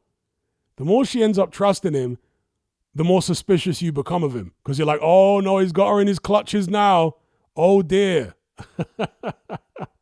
He's got her in his clutches. And then there's the part where they go down to the basement, and obviously they discover that there's a bed in this grimy, dingy part of the basement and a video camera, pointing at the bed. And that's when you know that there's something extremely dark going on in that house. Yes, this is the spoilers. This is the spoiler section. So for anyone who don't know, this is the spoiler section. You need to mute it. So that's when you know that there's something really dodgy going on. And he gets her to come down to the basement. And at that point, I was sure that he was a predator. I was so sure that he was a predator.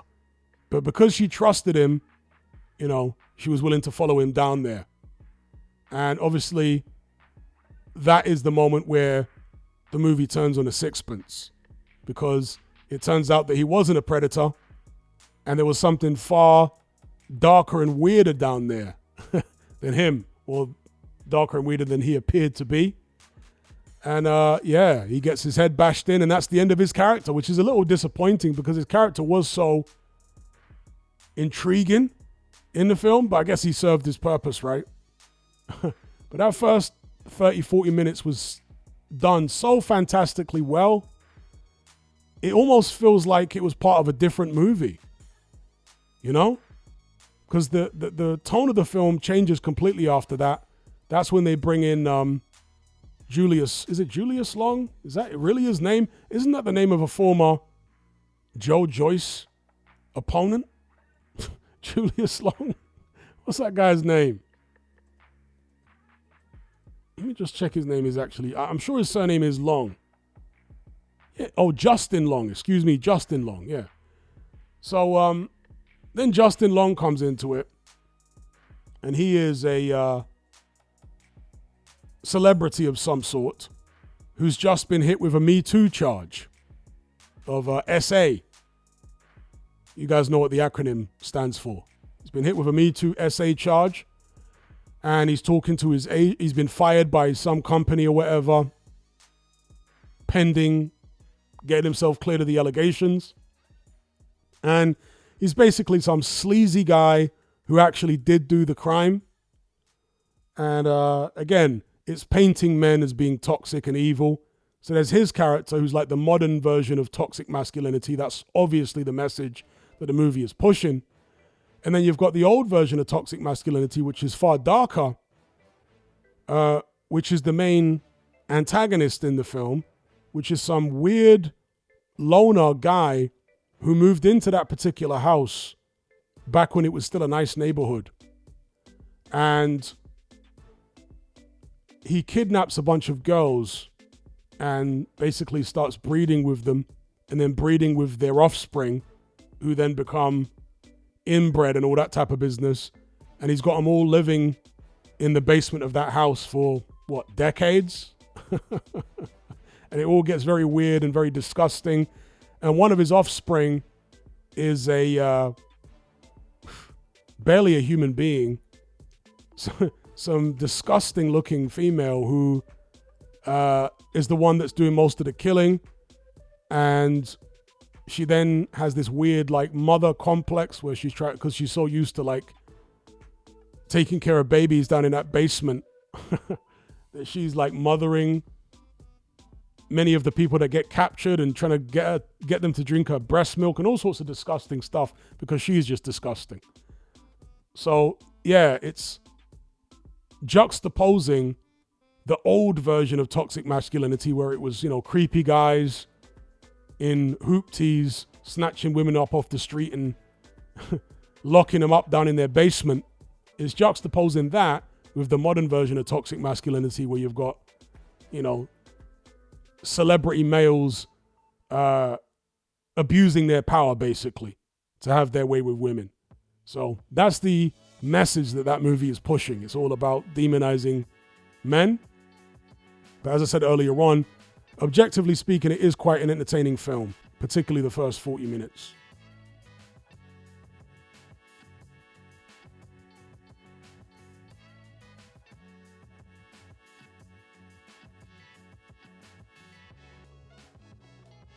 All right, let's move on to the next one then. Dangerous Animals. We don't need to spend too much time on this one. I can sum it up pretty quick. with spoilers included. So what this is an alpha male serial killer who you know, and this movie's set in Australia, all right? He's an alpha male serial killer who makes snuff movies to order, basically. That's it. He makes movies where people are killed and sells them. You don't actually see who he sells them to, but it's implied that he watches a lot of these movies himself, but from what I remember of the film, it's implied that he's also selling these movies, right? But the way he kills them is he's got a boat and he sells shark tours. That's the way he lures people, young people in particular. He'll get in a conversation with them and find out, you know, does anyone know where you are, this, that, and the other. And if the answer is no, then they ain't ever being seen again because he knows he's got the perfect victims. He'll lure them onto the boat. He's very typical Australian with all the banter and all that type of business. But then once they're on the boat, he's going to drug them and at night feed them to sharks. In fact, one of the scenes, I think he does it during the day. Maybe a couple of the scenes. He's going to feed them to sharks while he films it. That's what the movie is. But there's one girl who he captures who has just met some beta male and they've had a one-night stand, and of course she's bolted on the beta male. The beta male was just bringing her breakfast in bed when she bolts on him. But she ends up getting captured by this alpha male serial killer, takes her out to his boat. He feeds a bunch of people to sharks while she's there successfully, but he never quite manages to feed her to the sharks because certain things happen. Her beta male would-be boyfriend locates her, locates the boat, tries to rescue her, but gets himself captured. And the woman, of course, being the alpha female heroine of the movie, she rescues everybody. Well, she rescues some people, including her beta male boyfriend. She kills the evil alpha male. And yes, a happy, woke ending for everybody. That's it. That's the whole movie. What did I give it? A 5 out of 10? 5.5 out of 10? It's not terrible, but it's nothing you need to go see. You'd have to be very, very bored to bother with it. The sharks in the movie, you don't see that much of them. It is real footage, so that's why you don't see that much of them. There's a little bit of CGI. I think some of the fin sequences where the fins are out of the water, that's CGI. The deaths of people are kind of underwhelming because of the fact that they're using minimal CGI. So when this guy's like lowering people into the water to get eaten by the sharks while he films them, you don't really see that much, you know? It's kind of underwhelming deaths and whatnot. So, yeah, very mediocre movie. And then finally we move on to 28 years later. Spoilers for this. Let's give you a brief synopsis. As I said earlier on, Britain has been quarantined. The rage virus has been eliminated from the rest of the world. Those who have survived so far the rage virus have been left to fend for themselves in Britain. They're not allowed off the island. There are Coast Guard patrolling that will, I guess, shoot anybody who's trying to leave. So the survivors are left in this post-apocalyptic world where there are still zombies and all sorts of stuff. And you've got this island on the off the northeast coast of Britain, separated from the mainland by a causeway, which is only crossable for a very small time window every day when it's at low tide, well, a couple times a day, I guess, because there are 2 low tides a day. And for some weird reason, the dad of the main character in this film decides to take his son, who's like, is he even pubescent? It looks like a prepubescent boy. Decides to take him to the mainland to go hunting zombies and have a look around. Why on earth would he do that? You know, it just seems bizarre, given how dangerous it is on the mainland. Zombies are everywhere. You can get crept up on and literally just die like that, turn into a zombie, and then that's it. Your life's done. If he got bitten and infected, he'd end up infecting his... It just seems incredibly dumb why he would take his son onto the mainland just because. If you were going to go onto the mainland, you would do so with a purpose. Even if it was to teach your son combat skills, you go with a few men, right? You would make provisions. You would be better prepared than the way they did it. Now, some could argue, no, they wouldn't go with a few men because they don't have a few men to spare. If they all get infected, you know, yada, yada, yada. But they're breeding anyway on this island, you know? The survivors. So anyone who's lost is going to be replaced because there's children and all sorts of stuff.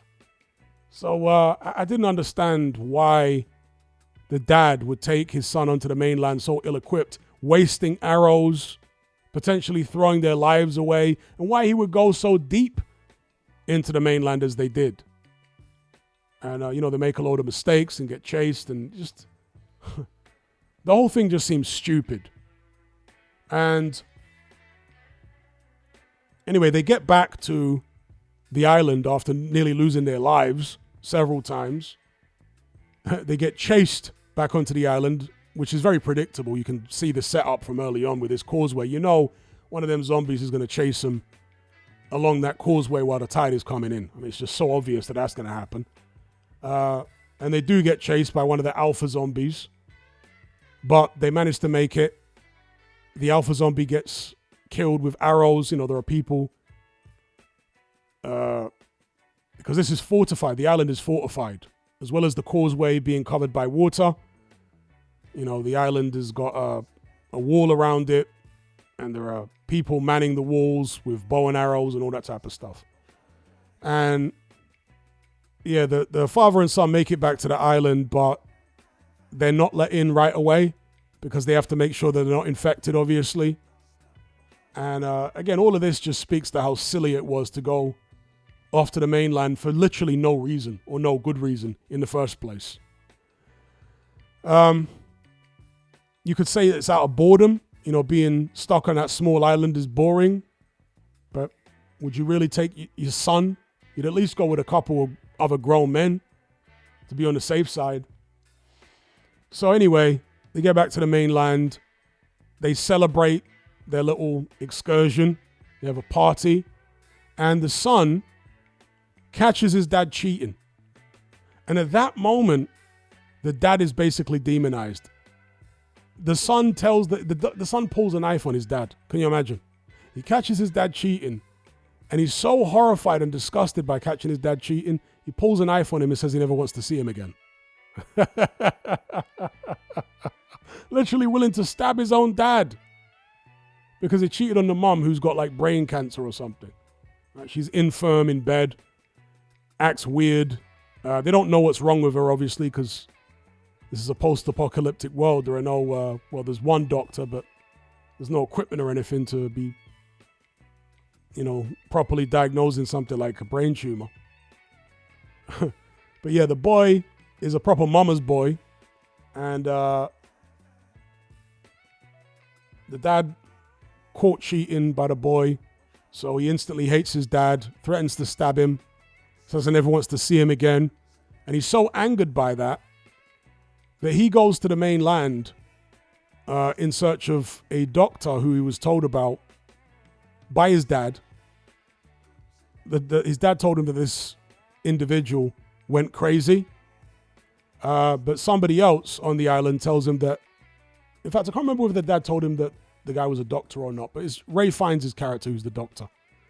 So the boy goes back onto the mainland by himself in search of this doctor. And again, this is a boy of like, I don't know, 11 years old or something. He's a little boy. He goes back onto the mainland by himself. I mean, God only knows. Actually, I think he tricks the security at the gate. He creates a diversion and that's how he gets out, I think. Or is it somebody else who manages to get out there? I think that's how he gets out. So anyway, he goes to the mainland in search of a doctor. with his mum as well, his mum in tow, right? And his mum doesn't know what day it is half the time because she's got this brain tumor. So he takes his mum. I mean, the whole thing's incredibly stupid. Imagine a little boy is not going to survive on the mainland with all those zombies. A little boy with his mum that's like mentally out of it, suffering from a brain tumor. I mean, what are the odds that you're going to survive with her in tow? The whole thing is incredibly stupid. But yeah, he goes searching for this doctor with his mum, and they get chased by loads of zombies and miraculously escape. They meet some guy who was a shipwrecked member of, I guess you could call them the Coast Guard, who are keeping people from leaving mainland Britain. They meet him, and he's kind of like a relatively alpha type character, so of course he must be portrayed as being totally obnoxious. So the dad is kind of like a cheeky chappy, Jack the Lad, northern character. He's portrayed as evil because he cheats on the infirm wife. Then there's another kind of alpha-ish type character who's the, as I say, shipwrecked Coast Guard guy. He's portrayed as being just totally selfish and evil. So he dies in pretty short order, gets his head ripped off by one of these alpha zombies. And the mother, of course, is totally deified. There's a bizarre and disgusting sequence where a pregnant zombie, yes, the zombies can get pregnant, apparently. It must be those alphas with the giant schlongs running around, impregnating these female zombies. And so the female zombie gives birth. And just bizarrely, the woman and the son stop in this train carriage to assist this zombie woman giving birth to a zombie child. I mean, it's just like the dumbest thing I've ever seen in my life. Unbelievably dumb. One of the dumbest things I've ever seen in a movie. And yet here it is. And the only person talking sense in that scene is the Coast Guard guy who's got a gun. And he's telling him, get away from that thing. I'm going to shoot it, which is what you would do. But no. He's evil, of course. He's just an evil, ignorant man being led by his fear and impulsiveness. Zombies have feelings too, especially female zombies who are giving birth. Anyway, this woman, the mother of the boy, literally delivers the baby out of this zombie woman. I mean, a zombie could bite you at any stage. During childbirth, blood comes out. Yeah? Blood could get in your eye or in your mouth or anything like that, and bam, you're infected. But no, this stupid mother, assisted by the stupid son, they take this completely unnecessary risk because they care so much about, the birth of a child. And when the child is born, the child is not a zombie. As far as we're aware, right? And then while they're getting chased by an alpha zombie, they take this baby, as well as the infirm mother. At this point, the Coast Guard guy's had his head ripped off by the alpha zombie. And they run out of this train carriage, and they're running for their lives with this baby in arms, right? That they're just delivered from a zombie woman. I mean, the whole thing is so stupid. But they end up being rescued, basically, by Ray Fiennes' character, who is at this stage some kind of weird hermit who is a doctor or used to be a doctor who covers himself in iodine because apparently zombies don't like iodine, so they're less likely to bite you if you're covered in iodine. And his character is kind of okay, a little fun to some extent with some of the dialogue he has and whatnot. It's quite Voldemort-esque. Some of the dialogue, I thought, the way he talks and everything. And you're wondering whether he's a sinister character. He's not sinister, at least he isn't portrayed as such. He's just portrayed as weird. As you can see on the poster, you've got this basically pyramid of skulls. Yeah, that was constructed by Ray Fiennes' character. This hermit doctor who lives on the mainland on an island in the middle of a lake. I think it's an island in the middle of a lake where he lives. And he's kind of, put certain things in place to stop zombies getting on. But eventually an alpha does get onto the island. Again, another one of the absurd scenes in this film is when Ray Fiennes' character diagnoses the mother with inoperable brain cancer and tells them both that she's going to die. And this boy is a proper mama's boy, So he's distraught. He's upset. Can't you do anything? This and that. He's really upset. And then Ray Fiennes' character, walks away into the darkness while the mother is consoling her son over the fact that she's going to die soon, according to Ray Fiennes, because of this brain cancer. And he walks away into the darkness, and then he uses a poison dart that he blows out through a tube. Like those tribes that live in the Amazon and stuff like that in Papua New Guinea that have long tubes that they blow poison darts out of. Yeah, he sleeks off into the darkness from 10 meters away while the woman is consoling her son, and she gives him the nod to do it. So she somehow knows what he's going to do, and he blows this poison dart in her. And then she gets up and gives her son the baby to look after, and she goes off into the dark. The boy doesn't chase her or anything. So, Mom, where are you going? What are you doing?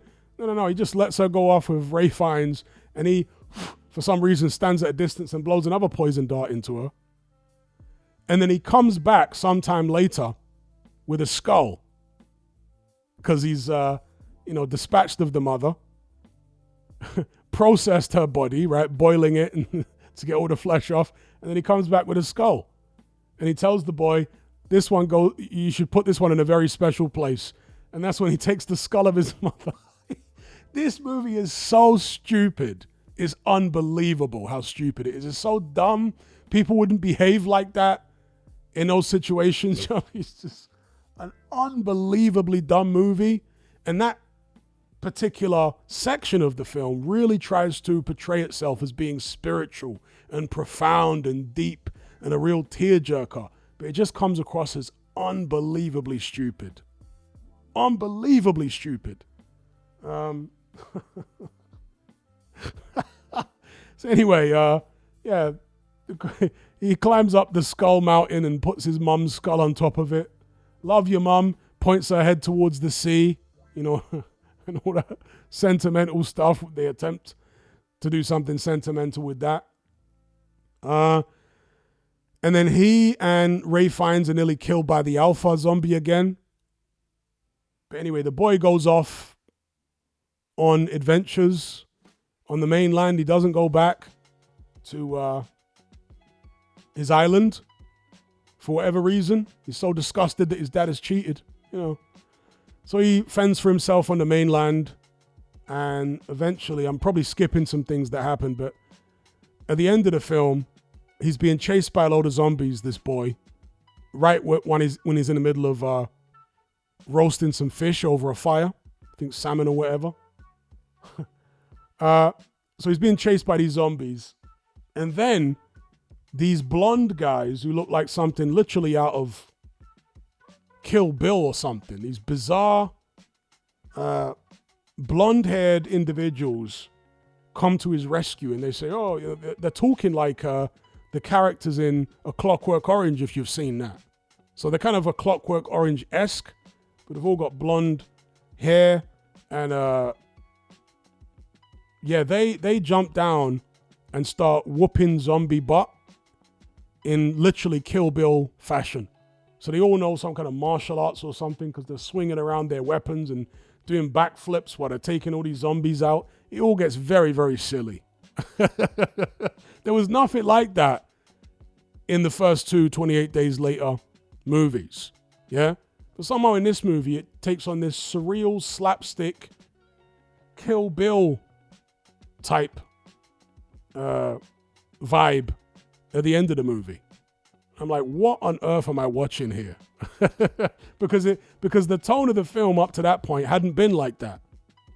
And this comes out of nowhere, and it's like, okay, this is getting really silly. So the sequel is probably going to ramp the silliness up to a whole new level. As I said earlier on, what did I give this movie out of 10? I think I gave it, was it a 5.5 or a 6 out of 10? Yeah, very weird. Agenda pushy as most Hollywood movies are now. Not a scratch on the original.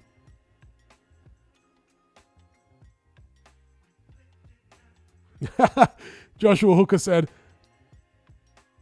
just turned up. So happy to hear you talking about the Ninja Jimmy Saviles. What a fantastic way to describe them. Yeah, that's literally what they look like. They look like Ninja Jimmy Saviles. Because they're all wearing like tracksuits or shell suits or something. With big chains on, that's right. Yeah, like the travelers in Snatch.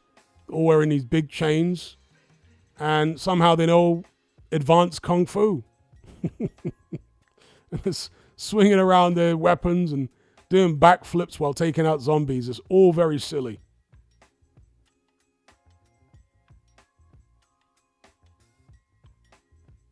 Jay Silver says, so he murders his mum. Yeah, Ray Fiennes' character murders, well, I can't say he murders the mum. It depends on how you look at it. It's assisted suicide, basically. Oh, I shouldn't have said that word. Hopefully this don't get demonetized, but yeah, it's assisted self-deletion. Yeah? Assisted self-deletion.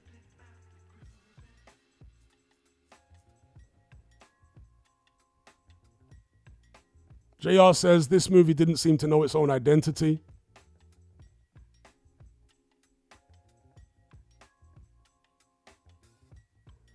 Grown Man Travel says, look out for next July is The Odyssey, Christopher Nolan's next epic. Definitely look out for that.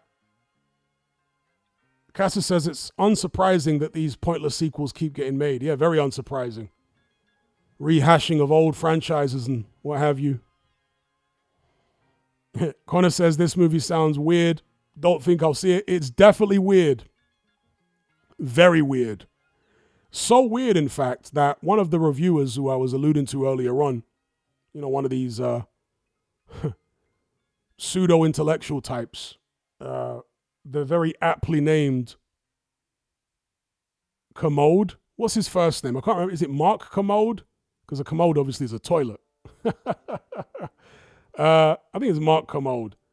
So on his channel, it's all, you know, all gets deep and intellectual about his movie reviews. Even his review, or in his review of this movie, he said it's a very weird film. And it absolutely, if a guy like that is, Mark Commode, thank you. If Mark Commode is telling you it's weird, because normally a guy like that would tell you, oh, it's quite spiritual and profound and it's very interesting what they're doing here.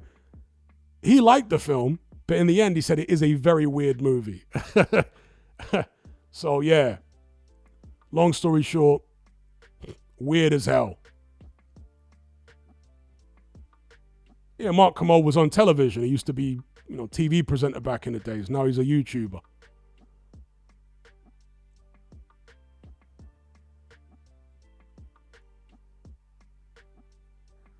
Joshua Hooker says, I thought the dumbest part was going to be the zombie birth, then the ending happened. Yeah, exactly. The zombie birth was unbelievably stupid on multiple levels.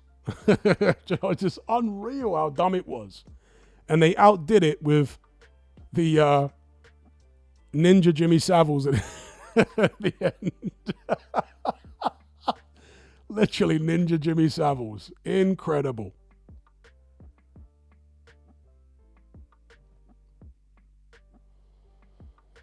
JR says, why the hell did Boyle and Garland think a Jimmy Savile cult would go down well with the audience? But that, you know, like I said earlier on, that's one of the positives I can say about this film is I wasn't bored watching it. I was baffled watching it and shaking my head at many moments, but I wasn't necessarily bored. It was like watching a car crash. You know what I mean? Like, what is this? And because I wasn't bored, I probably will watch the sequel, you know, just to see what happens with the Ninja Jimmy Saviles. Because the Ninja Jimmy Saviles, they seem to be offering assistance with an undercurrent of strings attached. I'm not sure if you guys got that same impression from the Ninja Savals.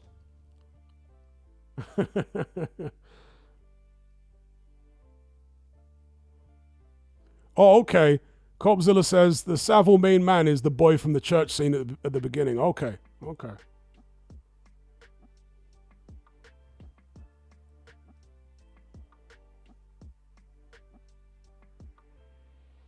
Yep, yeah, I know the sequel was already filmed.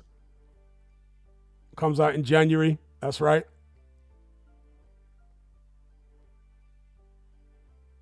And I probably will watch it.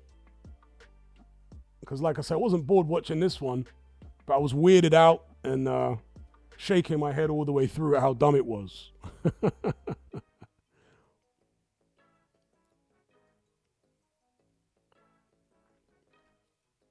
Little Jacob said the director probably got a Jim will fix it badge when he was a kid, so he thought he would show homage to him.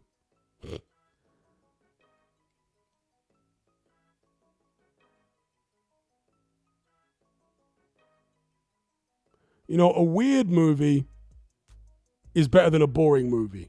I mean, some people might find this movie boring. It can drag in parts. I would just describe it as a very, very stupid, dumb, silly movie masquerading as something spiritual and profound. That's how I would describe it. All right, anyway, that brings us to the end of this stream and this spoiler section. So I'd like to shout out everyone for joining me on this live. Streaming for 2 hours now. A special shout out to everyone who donated via Super Chat. They are Chili Beef, Ben, and James Clifford. Until next time, take care of yourselves, be good. And I'll catch you on the other side. I'm out.